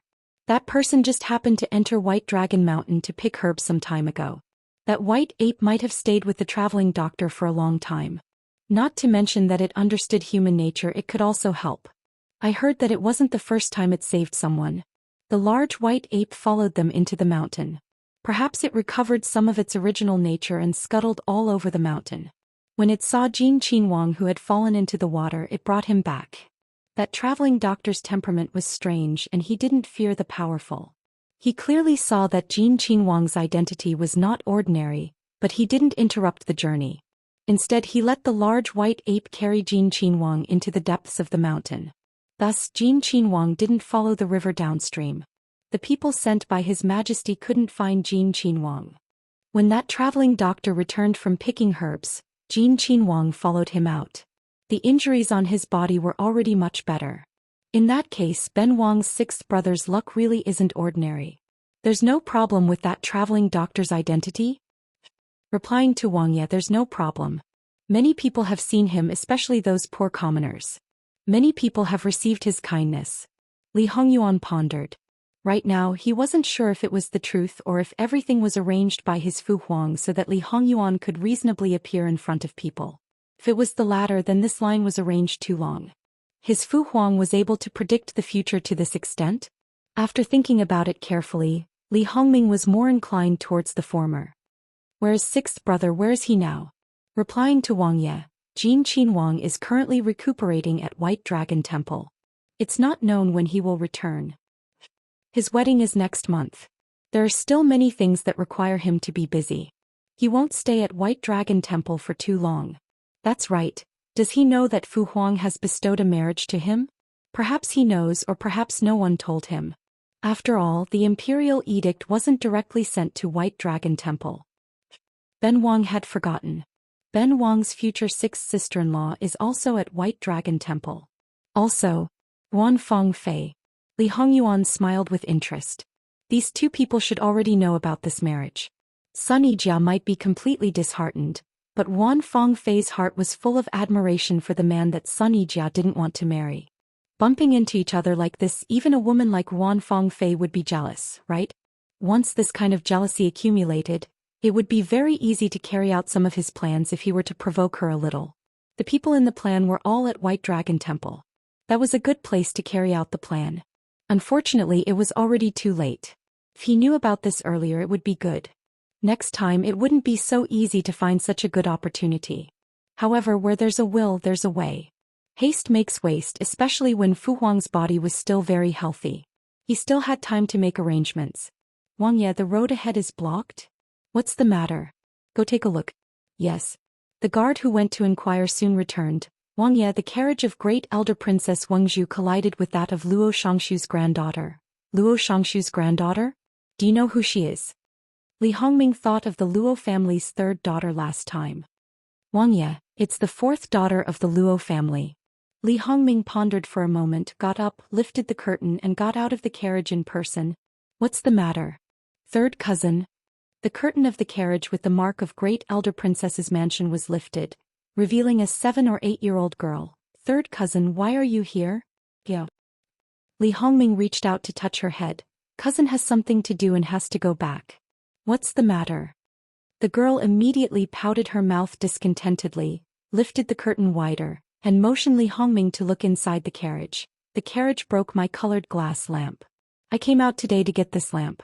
I was going to give it to my mother as a birthday gift. Li Hongming saw that the beautiful colored glass lamp in the carriage was indeed broken in a corner, and then glanced at the pitiful figure in front of the carriage, biting her lips. Her clothes were not bad. Luo Shangshu's family was rich, but as far as he knew, the fourth daughter was the daughter of a concubine of Luo Shangshu, who was not very favored by Luo Shangshu, so their family was not very rich. This lamp cost at least 2,000 or 3,000 taels of silver. In addition, it seemed that the son of a concubine of Luo Shangshu was very close to his eldest brother's people. Li Hongming's mind had already turned a few times. At this moment he saw that the girl was looking at him with expectant eyes. Li Hongming smiled comfortingly and then turned to old lady Yu Yao. This thing is very precious. It will break if you touch it. The carriage is not a good place to play with it. This girl definitely did not do it on purpose. How about this? Cousin will give you a more beautiful one, and for cousin's sake, let's forget about this matter. How about it? Old lady Yu Yao was still hesitant. A qualified noble lady should be magnanimous. Okay, but cousin, remember to give me the colored glass lamp. Okay, I'll send it to you later. Li Hongming smiled gently. Then cousin, I'll go back first. I've been out for a long time. Mother will be worried. Okay, please send my regards to Aunt. I've been busy recently. I'll pay my respects to Aunt on her birthday. Old lady Yu Yao nodded. After sending old lady Yu Yao away, Li Hongming took 2 steps towards Luo Jingying. Luo Jingying hurriedly saluted. Greetings to Wang Ye. No need to be so polite. Li Hongming raised his hand. Miss, are you hurt? Thank you, Wang Ye. Chenu is fine. Li Hongming nodded. Go back early. It's best to have a doctor take a look. Luo Jingying whispered a yes. Wang Ye, Chenu will find a way to compensate Wang Ye for the colored glass lamp. Will Ben Wang be short of a colored glass lamp? Go back early. Li Hongming turned and got into the carriage. When the curtain of the carriage was put down, he saw Luo Jingying staring at him in a daze. He smiled softly. Unsurprisingly, he saw the other party blushing shyly. When the curtain fell, the smile on his face carried a bit of pride and sarcasm. Pride because he was always successful with women, but the irony was that these women were all the same. Li Hongming returned to the Rue Prince mansion. Although he didn't care if he had a son or not, it would be good to have one. After all, some of the officials who followed him had some opinions on this point. He didn't go overboard but still asked indifferently. Knowing that it would take a long time, Li Hongming turned and went to the study. He would inform him when the child was born. Princess Rue was waiting outside the delivery room. Knowing that her Wangya wouldn't come, she didn't feel happy but rather sad. She had been married to Prince Rui for a few years now, and everyone knew that they were deeply in love with each other. Being able to marry Prince Rui was a blessing accumulated from 8 lifetimes. The Gong Prince's mansion looked peaceful and quiet, but that was because the Gong Prince was afraid of his father-in-law. The Gong Qin Princess Consort looked like she was living a happy life, but who knew how bitter it was inside? She was the best. Prince Rui was full of wisdom, an elegant gentleman, kind and capable, and was valued by the emperor, so he was very considerate to her. Princess Rui had a smile on her face, but her heart was bitter. Prince Rui didn't have much of a smile when he returned to the mansion. He was always busy. Rather than saying that he didn't get close to women, it was better to say that he didn't have time. Chapter 83. Master, concubine Qian has given birth to a young commandery princess. Li Hongming's close servant heard the noise outside the study and went out quietly. He came back quickly, but he was very careful when he spoke for fear of making his master unhappy. Not to mention the masters, even the servants hoped that the baby would be a young master. Many people said that it would most likely be a boy. Why didn't they bring a son? I know. Let the princess arrange it. Do what you need to do. Li Hongming continued to write something. His expression didn't change from beginning to end, and he didn't raise his head. The speed of his writing was the same. Send someone to the palace to inform imperial concubine mother. Yes. Seeing that their master wasn't angry, they were relieved, but at the same time, they felt a little cold in their hearts. Outsiders said that they followed a good master. In fact, their master wasn't so easy to serve. Perhaps his gentleness and elegance were all used up outside the manor. It was rare to see him smile in the manor, and he was never soft-hearted to those who made mistakes. After noble consort Su got the news, she paused for a moment, and there was a trace of disappointment in her eyes. Then she put it away and let the servants around her give out the things they prepared. After that she didn't do anything. When Qian Shi was pregnant, she could be said to be a treasure in the palm of the hand. If she could give birth to a son, she would still be a treasure. It was a pity that she gave birth to a daughter. Thus, other than the reward that was far below the norm, she did not receive anything. The promised position of concubine Qian was gone, and she still had to raise the debt collector who brought all these disasters to her. Originally, when she was still in the belly, she was told that if she gave birth to a son, he would be taken away, but she would be given the title of concubine Qian. She believed that she was pregnant with a son, so she put on the airs of concubine Qian. There were many people in the manor who flattered her, and they were disrespectful to Princess Rui.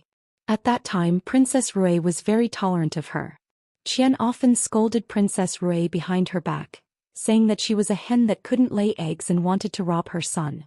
She even planned to get her son back when she got the position of concubine. She also planned that if their prince ascended the throne, her son would be the eldest son, and then the emperor, and then she would be the noblest woman in the world.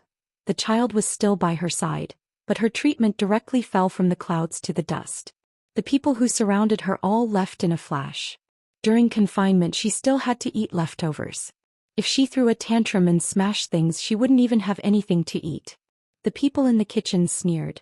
That was the princess consort's kindness. The concubine's stomach, unfortunately, she didn't have that fortune. She only had the life of a concubine. She still wanted the same treatment as the princess consort. Was she dreaming? And those women who were envious of her all came to ridicule her. She used to be arrogant because of her belly, but now she was trampled on miserably.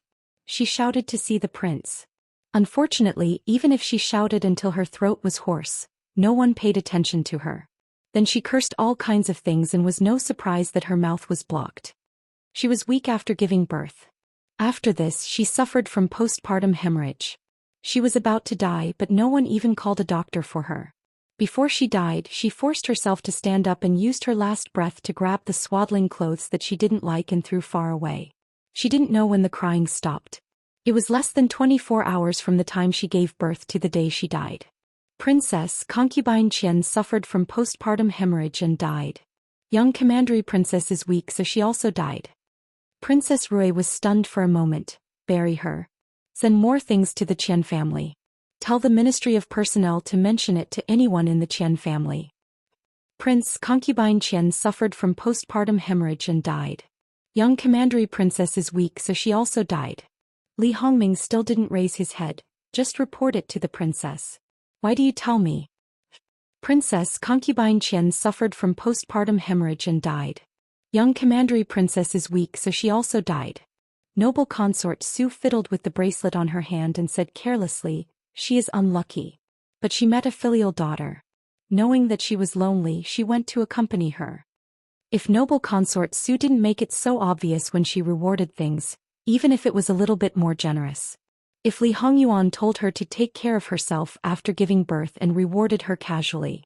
If Princess Rui left a little order to leave some people behind to stop the other concubines at the mountain gate and to hug the young commandery princess when they knew it was her, then Qianshi wouldn't have died, and that poor child wouldn't have been thrown to the side to fend for himself without even drinking a mouthful of milk. In the end, it was because these people were used to being aloof and regarded human lives as grass. They could ignore and do nothing for people who didn't benefit them. Princess Rui still felt pity for a woman like Qianshi, but that was it. She wouldn't find trouble for herself because of that bit of pity and extend a helping hand. No matter how pitiful and sad they were, they couldn't escape the fact that they stole her husband and could threaten her child at any time. At the same time, Jin Qinhuang returned to the capital. Unlike when they left the capital, they returned with great momentum. In addition to the Qinhuang's ceremonial guards, there were also thousands of guards. Along the way, the people who were watching the excitement were addicted to their eyes. Although they were isolated by the guards, their interest didn't diminish at all. They didn't know who was in the carriage. Even at the foot of the Son of Heaven, there was still an insurmountable chasm between these ordinary people and those in power. Even those who knew the symbols of the families of the various officials and nobles in the capital, even those who understood Jin Qinhuang's character, only dared to secretly spit and didn't dare to brazenly show it. Jingwan's carriage followed behind and was also within the protection of the guards. It looked like Jin Qinhuang's family. When they left White Dragon Temple, they found out that Jin Qinhuang, who was assassinated, was also returning to the capital. Among the four of them before this, only Jingwan knew that he was assassinated, including Sun Yijia. Duchess Ding never mentioned it to her. It wasn't until Sun Yijia received the news of her marriage and Zhangshi inadvertently mentioned it that they found out. Soon after, Jin Qinhuang was found and White Dragon Temple was placed under martial law. Because of the martial law, the matter became more and more conspicuous. In front of White Dragon Temple, the two sides faced each other. His face was expressionless, his eyes were cold, and he stood with his hands clasped behind his back. Even if he had an incomparably handsome face, it still made people shudder. In addition to that unapproachable aura, people didn't dare to rashly approach him. Yuan Qiaoqiao, who spoke ill of him 2 days ago, always felt that his gaze clearly fell on her body, like a poisonous snake that made people's hair stand on end. Sun Yijia calmly looked at him and didn't have the slightest intention of covering up the white cloth on her face. However, when she met his eyes, Sun Yijia understood that he already knew about the marriage between them. She couldn't see his opinion on this marriage from his face. However, it didn't matter, right? Zhou Yingshuang couldn't see anything, but that didn't mean that she couldn't feel the cold atmosphere around her. She couldn't help but shrink her body and didn't dare to breathe. The faces of the Furins were also not so good. Only Jingwan was affected the least by him. However, she still inexplicably felt that his gaze contained a deep meaning. It was very easy to understand. She was perhaps the only outsider who understood the real situation after his injury and was also the one who bluntly refused to enter Jin Qinhuang Fu. During these days of waiting for Li Hongyuan's decision, Jingwan's heart was actually still somewhat apprehensive. However, when she heard about his rather legendary rescue process, Jingwan knew that the matter of her intimate skin contact with him had already been completely overturned. However, through this matter, Jingwan also saw many more things. This Jin Qinhuang might not be like the rumors, blindly relying on the emperor's favor and only pursuing an extravagant and unfettered life. He had no power and didn't fight for power because he knew that she might have touched on something that shouldn't be touched. To a certain extent, she, including the Luo family, feared that they couldn't be separated from this Jin Qinhuang. The more you know, the faster you will die. If you don't want to die, then think of a way to make the other party trust you, even to the extent of treating you as a confidant. However, Jingwan didn't regret telling this matter to her grandmother and indirectly told her grandfather. Even if she told Jin Qinhuang that she didn't mention anything about saving him to anyone, the other party might not believe it. If he took this opportunity to secretly find the Luo family, then she could only rely on her grandfather to deal with it. Also, because of that different state of mind, she wasn't frightened by his imposing manner. Jingwan actually felt the imposing manner of a monarch descending to the world from his body. She had never seen the emperor's face and didn't know what kind of aura the so-called dragon's face in heavens might had. Her feelings told her that what Li Hongyuan wanted her to see was it. Jingwan very naturally moved her gaze away. However, it was at this moment that she inadvertently saw Yuan Fengfei on the other side. She clearly saw the way she looked at Li Hongyuan. If Jingwan was only a 14-year-old girl born and raised here, she probably wouldn't understand what that was. However, she wasn't. She was very clear on what that represented. Infatuation, possession, and even the desire to control. Jingwan couldn't help but tremble slightly. What about the lotus flower that emerged from the water? Would a normal girl have these kinds of feelings for such a terrifying man like Jin Qinhuang? If it was only admiration and infatuation, then it was fine. After all, he was a Qinhuang and also had a good appearance. But possession and control, the depth of love might make one want to possess. Then what was it that made her want to control? That was already a psychological distortion that was somewhat perverted, okay? Was there some terrifying secret hidden in the Grand Secretary Yuan Darren's backyard? Otherwise, how could he raise such a strange girl? Or was it that Yuan Fengfei was really like what she thought? Did she really have a past life and that she herself was a pervert? Where Jingwan was present, the attention that Li Hongyuan gave to others was absolutely charity. Of course, he would control himself. Even if all of his attention was on her, he would not let others notice. With a so-called fiancé present and an abnormal Yuan Fengfei present, letting others discover where his mind was, wouldn't that push Wan to the forefront of the storm? However, until they entered the city gate, everything was safe and sound. Jingwan was puzzled. Could it be that the bad feeling was not directed at them but...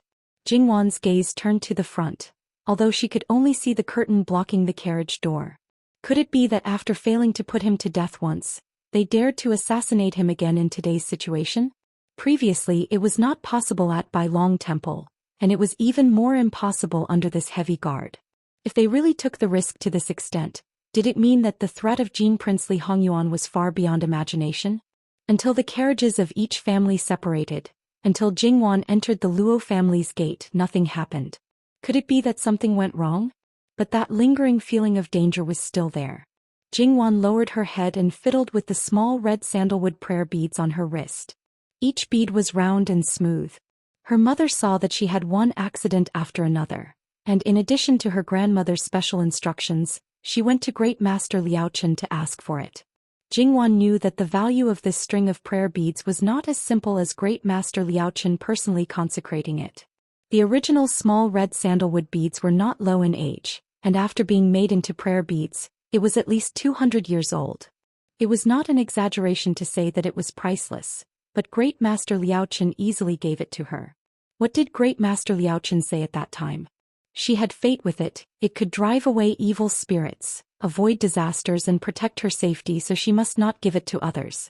Jingwan fiddled with the prayer beads one by one, and her heart suddenly calmed down. If it was a blessing, it was not a disaster. If it was a disaster, it could not be avoided, so thinking too much was useless. Jingwan went to the main courtyard to pay her respects to old Madame Luo. Seeing that Jingwan's complexion was good and her spirit was also good, she was relieved. After all, she had just returned, so old Madame Luo did not keep her long and let her go back to rest. As she passed by the garden, Jingwan saw Luo Jingying in a cluster of flowers. She was tugging at the petals from time to time and her eyes were unfocused.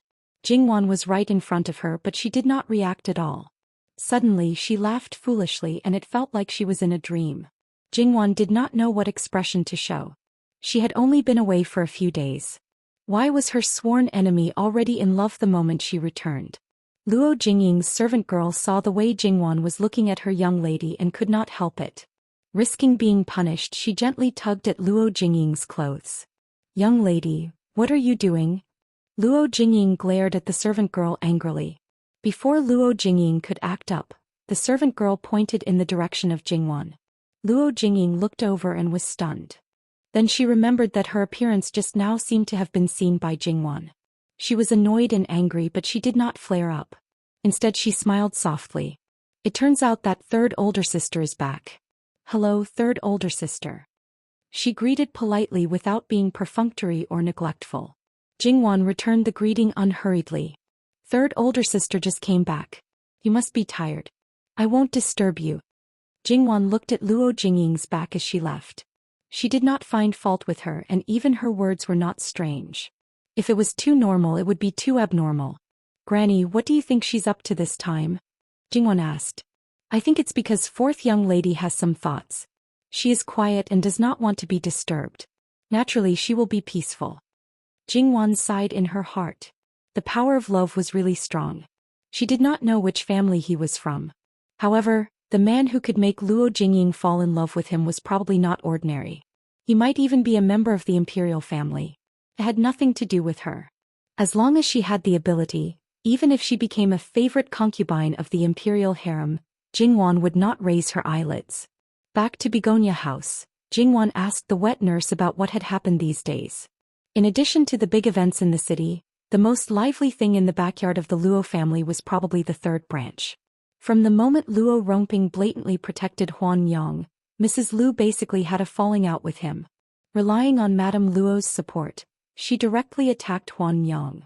Relying on her status as the mistress of the house, she had no scruples about torturing a concubine. She was really bold and unrestrained.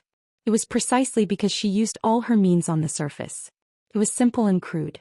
Huan Yang, who was better at dirty tricks, really didn't have much power to resist. The most important thing was that she was limited by her status. What Mrs. Lu could do, she couldn't. If she dared to do it, Mrs. Lu dared to directly sell her or even beat her to death. Huan Yang had all kinds of grievances, but she was extremely tolerant. She did whatever Mrs. Lu asked her to do. Anyway, she didn't let Mrs. Lu catch her. She didn't even tell Luo Rongping that she was bullied by Mrs. Lu. Her image of compromise was to the extreme. Many servants couldn't stand it. After all, Huan Yang was pregnant. Mrs. Lu looked at them coldly. She naturally knew what the servants were saying behind her back, but she did not say anything about it. She even let these words spread. Until all her deeds were known by Luo Rongping. Then Luo Rongping naturally found Mrs. Lu. As a result, an unprecedented quarrel broke out between the husband and wife. Then Luo Rongping saw Mrs. Lu's hidden madness and ruthlessness. Mrs. Lu even almost scratched Luo Rongping's face, but because he dodged, his neck was injured. Luo Rongping even said that he wanted to divorce his wife. Mrs. Lu gloomily stared at him. Luo Rongping, do you dare to divorce your wife? I'll divorce you right now, you jealous woman. Luo Rongping, if you dare to write a letter of divorce as soon as you leave the Luo family's house, I will beat the drum. You. Luo Rongping was shocked. He did not expect that Mrs. Lu would dare to do such a thing. How dare you? Why don't I dare? If you dare to bring back a slut to climb on top of my head, I dare to drag the whole Luo family to death. You are crazy. Luo Rongping flicked his sleeves and left. Mrs. Lu coldly stared at the direction Luo Rongping left. I am crazy. I am driven crazy by you. The drum was not rung unless the country was destroyed. It was not rung unless the army was victorious. It was not rung unless the country was destroyed. It was not rung unless the country was destroyed. It was not rung unless the army was victorious. It was not rung unless the world's injustice was done. There were no guards guarding the drum, so anyone could rung it. However, if it was rung casually, the whole family would be demoted to a criminal slave and sent to the border. If it was rung casually, the whole family would be exterminated. Just because of a dispute in the backyard, Luo Peishan was a minister of the Ministry of Rights. Luo Rongping was afraid to shoot the rat for fear of breaking the vases. He had to go back to appease his little wife. He told her not to pay attention to Mrs. Lu. Mrs. Lu didn't need to send someone to look for her. Huan Yang quietly listened. From time to time she would comfort Luo Rongping with a few words. The man was unreliable, so she could only rely on herself. Therefore Huan Yang shrank in the courtyard and did not go out. She had nothing else, she just had a little money. If she couldn't buy someone with 10 taels of silver, she would spend 100 taels. If Mrs. Lu was not easy to deal with, she would lay her hands on her son. Back and forth, fighting openly and covertly. It was simply too lively. Rung the drum? Third aunt really can't be underestimated. Mama, is there really no one guarding the drum? There wasn't before, but it has been there since 6 years ago. It's just that the people are in the innermost layer and the people outside can't see it. Why? It was impossible for there to be no reason for the sudden increase in guards. Mama Gong paused, because Jin Qinhuang, who had just left the palace, was bored and climbed the drum tower. He almost rung the drum. Since then, His Majesty ordered people to guard the drum tower. Jin Qinhuang. Jingwang was speechless. It's reasonable to say that there shouldn't be many people who know about this. How did Mama know? I accidentally heard it when I was in the palace. Luo Jingying returned to the third branch. After her father and mother had a big quarrel, her father never appeared in the main courtyard of the third branch. Today he was unexpectedly here and had sent all the servants out. Luo Jingying was worried that they would quarrel again, so she went in regardless of being stopped. Prince Kong is destined by the heavens. If Ying-er can marry him. Chapter 84. Prince Kong is destined by the heavens. If Ying-er can marry him and become his consort, when he ascends the throne in the future, our Ying-er will be the mother of the world. In this way, who would dare to look down on our third branch? As the Guozhong, he should at least be a marquis. Luo Rongping held a teacup and raised his eyes to look at Lu Shi. If Ying-er can win over the emperor's heart and whisper pillow talk, even if your Lu family can't recover its former glory, at least it will make the Bo Fu look the same as it was in the past, and have infinite glory. Lu Shi clenched the handkerchief in her hand, not because of anger but because of excitement. Luo Rongping looked at her with slanted eyes and sneered in his heart. If there was a real knot in Lu Shi's heart, it wasn't in the Luo family, nor was it in her children. It was her own birth. She was born in a poor family, but she wanted to become a proud daughter of heaven. If she could make the Lu family rise again and fundamentally raise her status, perhaps she would do her best and be more unscrupulous than planning for her children's future. Think about it carefully. If this matter succeeds, our son's future won't have to worry at all. With an older sister who is the empress, even if they are dandy for the rest of their lives, no one will dare to provoke them. They will have wind and rain. We don't even know what's in that slut's belly, but you're sure it's a son? Now you're thinking about sharing my daughter's glory? Ying-er only has one younger brother. I'm telling you, Luo Rongping, no one else can get close to her.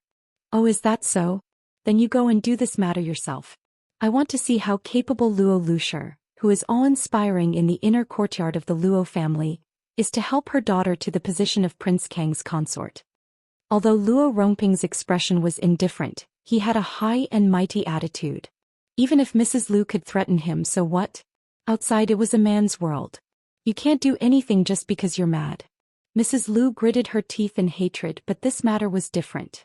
Mrs. Lu couldn't ignore it. Even if she didn't compromise, Luo Rongping wouldn't ignore it. After all, after this matter was settled, it would be very beneficial to him. He could become the most powerful person among his brothers, and his father-in-law would treat him differently. Luo Rongping knew the knot in her heart. How could she not know that in addition to his ambition for power, he had buried his deepest thoughts in his heart? However, this man's heart was now on that bitch. Who knew if he would do something unreasonable? What do you want? You don't have to care about Huan Yang. It's best if she goes her own way and you go your own way. Mrs. Lu showed an expression as if she had expected it. Luo Rongping now cared about that woman. If they really went their own way, not to mention that she would lose face, the entire third branch's life would not be as good as that bitch's. Life was already tight. In this way they wouldn't get anything except for the things in the family. How could they have the face to go out? No, at most I won't make things difficult for her. Don't even think about it. And since you're thinking about Ying-er, you naturally can't lack clothes and jewelry. I don't have money in my hands. What should I do? You can decide. Mrs. Lu gathered her hair. He knew that Mrs. Lu's purpose was not as simple as buying clothes and jewelry for his daughter. The most important thing was to ask him for money. However, her excuse was understandable. I'll have someone send the money later, but you'd better remember what you said. If anything happens to Huan Yang and the child in her belly, you'll be the only one responsible. Luo Jingying didn't expect that she would hear such a thing when she directly broke in. It would be a lie to say that she wasn't excited. Being the mother of the country was something that many women dreamed of. Her mother always said that she was unspeakably noble. If she really reached that step, she would really be unspeakably noble. However, Luo Jingying thought of the gentle, handsome and elegant third prince, Prince Rui. He was obviously better than Prince Kong in all aspects. He was obviously more like an emperor. Even if he suffered a little loss in identity in the real battle for the throne, how many people could become the final winner based on birth? No, she had to make her father change his mind. Luo Jingying clenched her fists, took a deep breath and walked into the door in a dignified manner. Father, mother, why are you here? Not to mention Luo Rongping, even Mrs. Lu's face was not very good. Father, mother, daughter heard what you said just now. Mrs. Lu, is this the good daughter you taught? Eavesdropping on her parents' conversation? Luo Rongping stared at Mrs. Lu with a gloomy face. There was still no sign of this matter. If this evil daughter of his shouted out, not only would it not succeed, but it would also make him lose face and become a laughing stock. Father, don't be angry and don't blame mother. I didn't mean to eavesdrop. I was just worried about you, so I broke in. Can you listen to what I have to say? Luo Jingying crossed her hands in front of her body and stood upright. She spoke calmly, not in a hurry. This kind of girl, not to mention Luo Rongping, even Mrs. Lu was a little surprised. She was not impatient, she was not rash, she was not reckless, this was her ideal daughter. Could it be that this was the result of correcting her in the past few days? If she knew this would happen, she would have been ruthless earlier. Master, after all, this matter concerns my daughter's life. Since she heard it, why don't you listen to what she has to say? If there is something good about her, she may be of some use. If not, you can teach her well. Luo Rongping was silent for a moment. If he really helped his daughter to the position of Princess Kong, it would definitely not do if she did not know anything. Even if she was to be an understanding flower, she had to at least understand what her man was saying. If she was just a vase, no matter how beautiful she was, there would be a day when she would grow old. Moreover, for the group of men in the imperial family, they had seen countless women, and there were not many who were not beautiful women. In this way, the time she would be favored would be shorter, and she might not even be favored from the beginning. A legal wife who was completely ignored by her husband was not even as good as a favored concubine. He went out for a while, ordered someone to guard the door, and then came back. What do you want to say? Father, instead of choosing Prince Kong, why not choose Prince Rui? Evil daughter, do you know what you are saying? Luo Rongping wanted to go forward and slap her. Choosing a side was not a trifling matter. Those in power hated fence-sitters the most. Even if he had not really gotten close to Prince Kong yet, it would be soon. It was a critical time. Perhaps in a few days he would be able to meet the prince directly. If he chose another master at this time, not only would all his previous efforts be in vain, but he might also be retaliated by Prince Kang's faction. Father, I know what I am saying. Listen to me first. It won't be too late for you to get angry. Well, I'd like to hear it. What else can you say? Father, let's not talk about other things. Between Prince Kong and Prince Rui, who is more capable, who is more appreciated by His Majesty, and who is more favored by His Majesty, even us indoors women know clearly. Although the position of Crown Prince is not decided by His Majesty's personal preference, Prince Rui's advantages are obvious to all. The fight for the throne has always been about the results, not the process. The most obvious advantage that Prince Rui has over Prince Kong is that he has the right commander-in-chief in charge of military power. To put it bluntly, even if Prince Kong ascends the throne, if Prince Rui is unwilling before Prince Kong stabilizes the throne.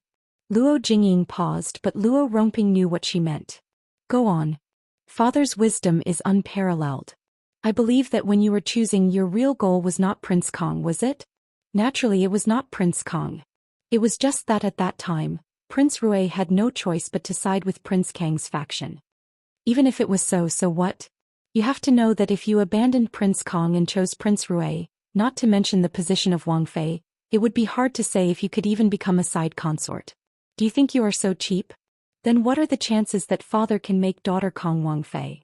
It's not that daughter is looking down on father, but based on our family, even if eldest sister is not married, there is not much hope for her to become Prince Kang's second Wang Fei, right? Why should I? In order to achieve her goal, Luo Jingying, who had always been loftier than the sky, had belittled herself like this for the first time. She thought that she did not mean what she said, but this was the truest truth that she was unwilling to face and admit. But Prince Rui is different. It is much easier to obtain the position of side consort. Even if I can't do this, what if daughter can give birth to a son for Prince Rui? Don't forget the concubine in Prince Rui's residence who had high hopes also did not give birth to a son. This matter was released by someone with ulterior motives and almost everyone knew about it. Prince Rui has been ridiculed a lot these days. If daughter gave birth to Prince Rui's eldest son, he may be able to become the son of the first wife in the future. The affairs of the world are unpredictable. Who can say for sure? With Prince Kong there will be no such advantages. Even if daughter is a Wang Fei and gives birth to a son of the first wife, she will still be inferior to the son of the first wife. Father, don't you think so? Luo Rongping frowned and quietly pondered. He had to admit that his daughter's words were reasonable. But he did not want to waste all his efforts and take risks, not to mention how to establish a relationship with Prince Rui. Luo Rongping threw out the problem. He wanted to see if this daughter who had made him look at her in a new light could give him a pleasant surprise. Wealth comes from danger. It depends on whether father dares to do it or not. What do you mean? Be a nail for Prince Rui to plant in Prince Kang's faction. You really dare to say that? One mistake and you will lose your life. Luo Rongping looked at her coldly. That's why wealth comes from danger. This is the fastest way to gain Prince Rui's trust and an important position. Compared to slowly climbing up in Prince Kang's faction, it is much better to be mediocre for the rest of your life. In this way, wouldn't it be logical to mention the matter of daughter entering Prince Rui's residence? That Ce Fei position might be easily obtained without any effort. As for how to establish a relationship with Prince Jin, daughter was on the street 2 days ago. Luo Jingying played down the matter of Prince Rui helping her out of her predicament. Although Prince Rui doesn't care about a colored glass lamp, we can't not care about it. Father, use this as a reason there must be a way to establish a relationship. Lu Shi slightly narrowed her eyes as she looked at her own daughter. It really made her somewhat surprised. Luo Rongping sunk into contemplation. It was clear that his heart was really moved. Previously, when he mentioned to Lu Shi about marrying his daughter to Prince Kong, he did have that idea. He said it so solemnly, but wasn't it because Lu Shi didn't understand the outside world? In fact, he was very clear that to achieve his wish, the possibility of daydreaming was higher. He mainly did it for Huan Yang. He hoped to use this as a condition to fool Lu Shi and make her restrain herself a little. He just didn't want to accidentally hit the road and get an unexpected harvest. Father will think about this matter carefully. Looking at Luo Jingying for the first time, he became very amiable. You performed very well today. This is how Luo Rongping's daughter should be. You must continue to maintain it. Father doesn't want to see you like before, always doing stupid things. Daughter was young and insensible before, making father worry. In the future I will certainly not be like this. Luo Rongping got up. I'll go first. Lu Shi got up slowly and sent Luo Jingying off with Luo Rongping. Then she sat back and looked at Luo Jingying with a measuring gaze. Luo Jingying felt very uncomfortable under her gaze. These days her fear of Lu Shi was really increasing day by day. She couldn't help but shrink back a little. Mother, what's wrong? I thought you had really grown up. Turns out that you're just a flower. You won't last long. Lu Shi faintly said. Mother.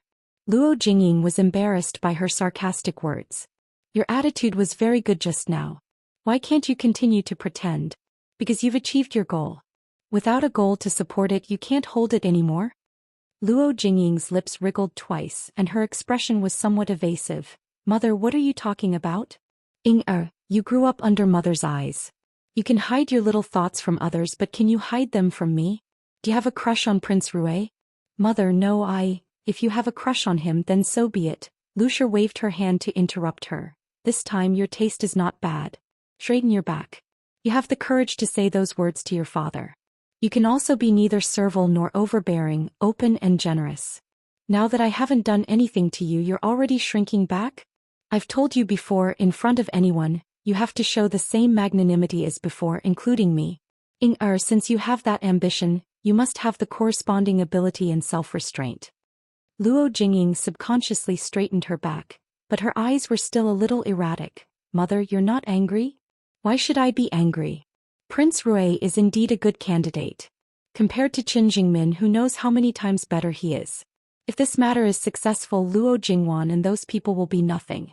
You can easily trample them under your feet. However, you must not be complacent about this matter. Other than your father and us, you can't let anyone else know. Otherwise, when the time comes, Our entire family will have to bear the consequences. Do you understand? Mother, I know the severity of the matter. I absolutely won't say a word.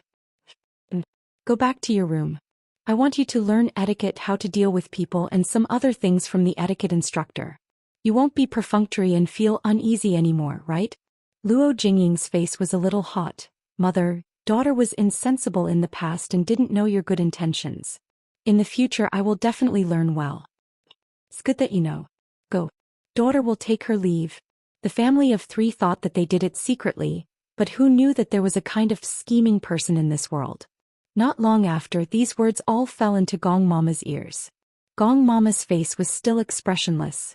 She wouldn't tell Miss about this matter, mainly because it wasn't as fierce as before with the third branch. Almost everyone in the Luo family knew about it. This matter could be considered as a family's secret plot.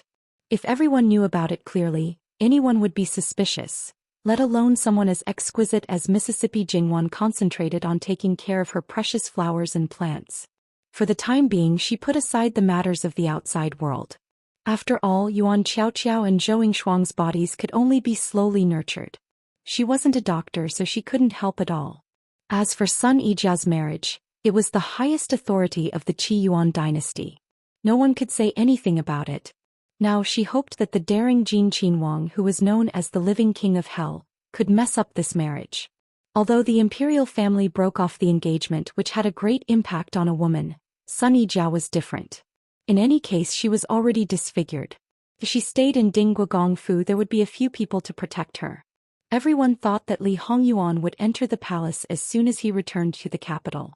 Even if he didn't go to mess up the marriage, he should go and pay respects to his Fu Huang Mufei. But unexpectedly, he directly returned to Jin Qinhuang Fu and closed the door. Not to mention the brothers who sent people to check on his situation. Even the people around Lu Qingdi who came to the door were met with a nose full of dust. Lu Qingdi was so angry that he flipped the table and smashed the booklet. He roared and cursed, but everyone could hear that no matter how angry he was full of energy. It could be seen that when Jin Qinhuang returned, his spirit also came back. He scolded for less than an hour, evil creature, unfilial son, ungrateful wretch, without stopping. Originally, at this time, he was still in the imperial study discussing matters with the courtiers and 2 or 3 of his sons. In the end, he encountered this matter. A group of people could only hang their heads and wait for him to scold them. However, Li Hongyuan, he wasn't here at all. It was so embarrassing. Whoever was in front of him was unlucky. Many people could do this kind of thing, let alone the emperor. Doing it was even more natural and self-righteous. No one could refute or protest. If you dared to snort at him, he would immediately cut you to death. He was not below one person, only above millions of people, so he was willful and unreasonable. The Grand Secretary of the Cabinet, Wan Ruizhong Wan Darren, had never made a mistake in political affairs.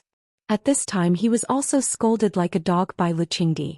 To say whether he resented the main culprit, Jin Qinhuang, in the beginning there might be, but time after time he had long gotten used to it. No matter how angry or resentful you were, it was useless and would harm the body. The best way was to listen and wait for Lu Qingdi's anger to subside, or wait for Jin Qinhuang to enter the palace to let Lu Qingdi transfer his anger. However, listening to Lu Qingdi's scolding, the people below more or less dispelled the idea that Lu Qingdi had already found Li Hongyuan. Whether a person was really angry or pretending, especially in this kind of emotional situation, after a long time it could still be seen. They didn't know how many cups of tea Lu Qingdi had drunk, but finally he slowly stopped scolding. After scolding, the political affairs had to continue. After reluctantly dealing with the political affairs, Lu Qingdi let the sons of the officials scram, and then went straight to the Jade Essence Palace in anger. Without waiting for Imperial Consort Su to salute, he said, "That evil creature and unfilial son, Zhen, is so angry. Missing for so long, doesn't he know that his father will be worried? Coming back, he didn't even enter the palace to pay his respects. If it was someone else, Zhen would have already taken his head." For this kind of situation, Imperial Consort Su had long been accustomed to it. She personally poured a cup of tea for Lu Qingdi. "Your Majesty, calm down. You should let Qinxie say it. The reason why Yuan dared to be so unscrupulous was because of your indulgence." "Zhen indulged? Isn't it because of my beloved consort?" Lu Qingdi glared. Imperial Consort Su wasn't afraid at all. She looked at him with a smile and stroked his chest. Yes, Chinchia indulged. But if your majesty didn't indulge Chinchia, Chinchia also didn't dare to indulge Yuan. In the end it was your majesty who indulged him. Lu Qingdi angrily glared at her, refusing to admit that the evil creature's current virtue was mostly because of himself. Why didn't Li Hongyuan directly enter the palace? Why didn't he say that Mu Gonggong had the most right to speak? But it was also very difficult to say. When Li Hongyuan returned to Jin Qingwang Fu, he directly bathed and changed his clothes. Then he lay back on the bed and refused to move. With his dead appearance, you still expect him to enter the palace, expect him to receive guests? Wait until he was willing to slow down. That's right, he was willing. Chapter 85. Li Hongyuan unhurriedly walked through the gate of the Jade Essence Palace. Along the way he had attracted the attention of many people and made many little palace maids blush and their hearts beat faster. For this living king of hell, as long as they didn't get close to him and just watched him from a distance, it was really pleasing to the eye. This son pays his respects to Imperial Mother. Noble Consort Su couldn't help but be dazzled by her son's unbelievably handsome looks. Unfortunately, it was probably because he was too good-looking that his other aspects were too horrible to look at. If he could be a little better in other aspects, or not have such a bad temper, or not be so lustful, or be able to do some proper things instead of not doing proper work, then even if he was a jinx to his wife, there wouldn't be no one to take care of her. It was a sad thing to talk about. Quickly rise. How are Yuaner's injuries? I've troubled Imperial Mother. The son is fine now. Imperial Consort Su was still in good spirits, but she had lost some weight. It was probably because she didn't have any news of him a few days ago and couldn't eat or sleep well. Knowing that he had returned to the capital safely, she was relieved and recovered some of her energy. It had only been 10 days, so his injuries naturally couldn't have healed. However, for someone who could move freely in less than 20 hours, her worries were unnecessary. How could it be fine? Imperial Mother heard from the Imperial physician. Look at you, child. If your injuries haven't healed, you should have just told your Imperial father to rest at ease and recuperate in the manner. Yet you didn't say a single word, causing your Imperial father to be anxious all day long. The courtiers suffered, but they didn't dare to blame your Imperial father. Is that they marked you down? Have they not put a small mark on this son's head? It's not that big of a difference. Li Hongyuan said indifferently. Imperial Consort Su was also very helpless about his sloppy and careless attitude. Where did you go wrong? How did you become like this? It has nothing to do with Imperial Mother. It's this son's own fault. Li Hongyuan was absolutely obedient in front of Imperial Consort Su compared to when he was at odds with Lu Qingdi and occasionally talked back. Since you know your own fault, can't you change it? It's been a long time and can't be changed. Or is it that Imperial Mother doesn't care about me anymore? Are you starting to dislike me? Li Hongyuan looked at Noble Consort Su with a faint expression. Imperial Consort Su inexplicably saw the grievance in his eyes. Her heart softened and her temper immediately dissipated. All right. Don't look at me like that. Do whatever you want. Your Imperial father doesn't care about you and you're already in your 20s. I can't be bothered to care about you. She still had to blame her son for being too handsome. Miss Sun is just 16 years old. How can she be an old woman in your mouth? Li Hongyuan sneered, 16 years old.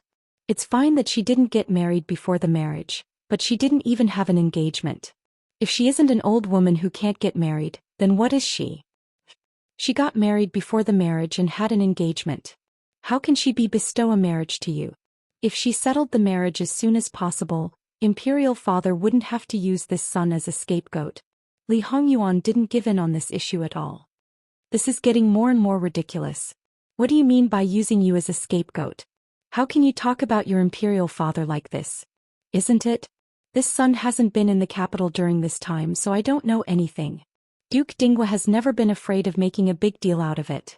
He can't wait to make the whole Qi Yuan dynasty know about his daughter's disfigurement. Imperial father found him annoying, so he used this son to shut his mouth. What did this son say? If he is really so kind and benevolent, why didn't he directly bring her into the harem? She can be a companion to the Empress. Aunt and niece can serve the same husband and spread a good story. Yuan, evil creature. Before Imperial Consort Su could speak, Lu Qingdi's angry roar came from outside. His voice was so loud that it could shake the roof tiles off. Following that, something flew straight toward Li Hongyuan. As if he had eyes on the back of his head, Li Hongyuan took a step away. With a bang, the thing fell to the ground and shattered. A piece of first-class ancient jade the size of half a palm was gone just like that. Imperial Consort Su couldn't help but feel distressed. Evil creature, what did you just say? Say it again if you have the guts. Li Hongyuan immediately used his fingers to dig his ears that were hurting from the shock. He opened his mouth and wanted to repeat what he just said, but he was pulled back by Imperial concubine Su, who quickly walked down from the main seat. She stood in front of him and stood between Li Hongyuan and Lu Qingdi. Li Hongyuan raised his eyebrows and retracted his arm without a trace, but at the same time he chose to shut up. This concubine pays respect to your majesty. Why did your majesty come to this concubine's place at this time? Imperial Consort Su said with a smile. If I didn't come now, wouldn't I have missed out on this evil creature's nonsense? Yuan didn't mean it. Your majesty, don't be angry. Imperial Consort Su comforted. Beloved consort, move aside. If we don't teach him a lesson today, we won't be able to get rid of the hatred in our heart. Your majesty, Yuan-er's injury hasn't healed yet. What if the wound opens again? It's said that the injury is on the son's body, but the pain is in the mother's heart. This concubine doesn't believe that your majesty doesn't feel distressed. This concubine has been looking forward to his return day and night. If something bad happens again, wouldn't this concubine's heart ache to death? Imperial Consort Su could still hold it in before, but now she couldn't stop crying. Yuan-er narrowly escaped death this time, but he was unknowingly bestowed a consort that he didn't like. He was angry in his heart, so he spoke without thinking. Your majesty, please don't be angry with Yuan-er, okay? Okay, I won't be angry. Beloved consort, don't cry. When Lu Qingdi saw that she was crying so sadly, he suddenly lost his temper and hurriedly coaxed her. He turned to look at Li Hongyuan, who seemed to be a little stiff. Evil creature, don't you see your mother crying so sadly? Who is this all because of? Why don't you coax her? Li Hongyuan had never coaxed a crying woman before, so he really didn't know how to do it. At least a small part of his stiffness and helplessness was real, and not purely an act.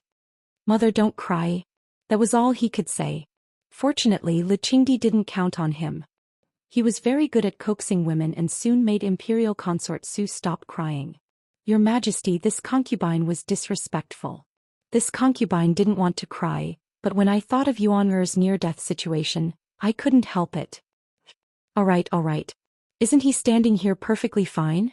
Then your majesty, don't punish Yuan-er. Okay, I'll do as beloved consort says. I'll let him go this time. Imperial Consort Su smiled through her tears, but when she thought that her son was still here, she couldn't help but blush. It was really embarrassing. Li Hongyuan didn't feel anything. He was very serious about learning how his father coaxed people. Maybe it would come in handy in the future. In his previous life he didn't see Wan cry, but who knew when she would cry in the future. If he didn't know how to coax people at all, Wan would be angry. He seemed to have heard that when a woman was sad and crying, she hoped that her man would coax her to show that he really loved her and cared about her. Then one day in the future, Jingwan tasted the feeling of being coaxed by her husband. It really made people speechless to the extreme. It turned out that this overbearing, unreasonable and possessive psychopath actually had an extremely low EQ, 8 out of 10 times. It was Jingwan who had to coax him. There were also 2 times when he sulked by himself and Jingwan didn't understand. What was going on? Could it be that he had a relapse again? Imperial Consort Su stopped crying. It was time to deal with Li Hongyuan. Lu Qingdi tried hard to suppress his anger. What do you want, you evil creature? Annul the engagement. Annul the engagement? You sure have a glib tongue. It's easy for you to say, but don't you know that a monarch's words are not joking?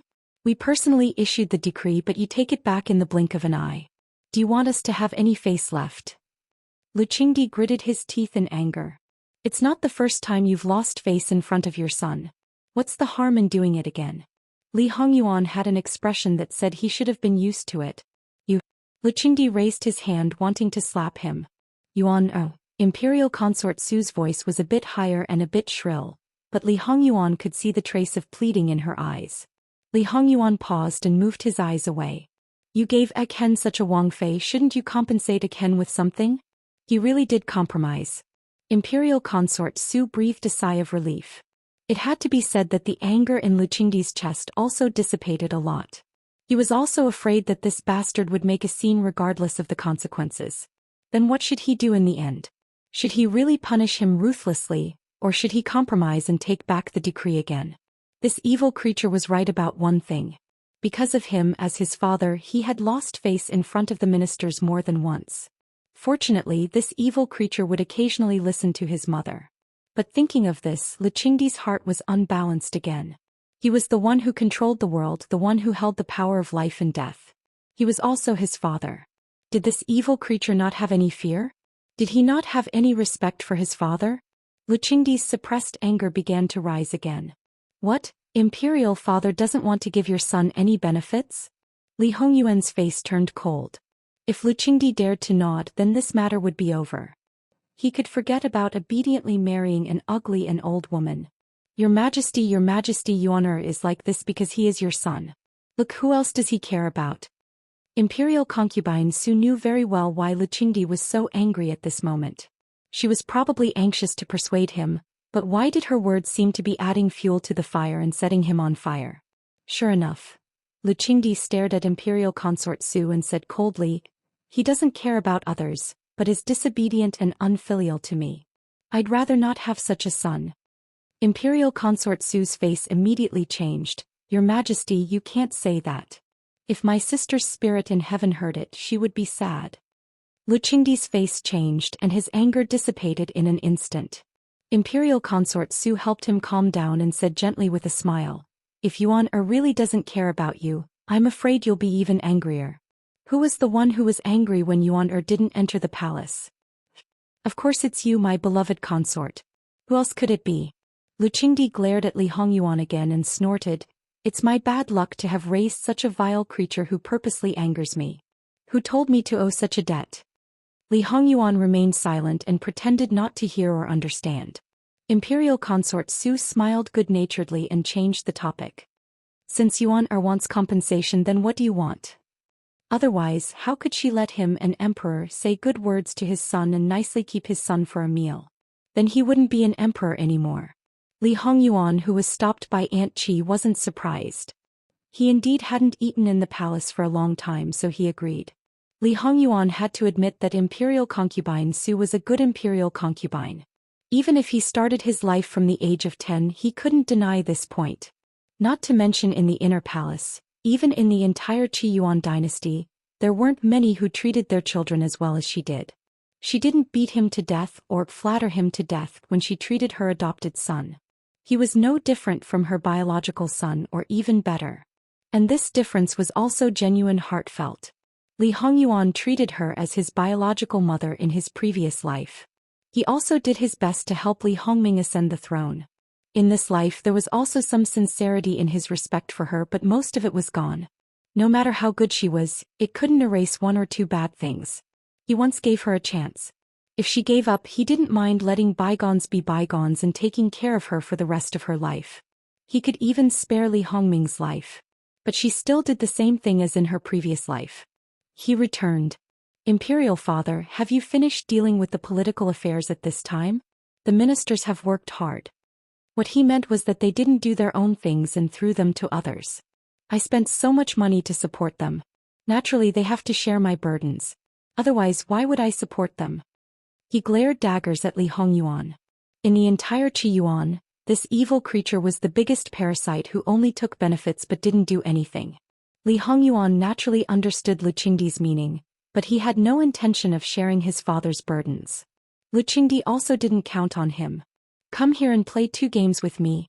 Imperial Consort Su hurriedly asked someone to fetch the chess pieces and prepare tea and snacks. Li Hongyuan sat opposite Lu Qingdi and habitually took the black piece.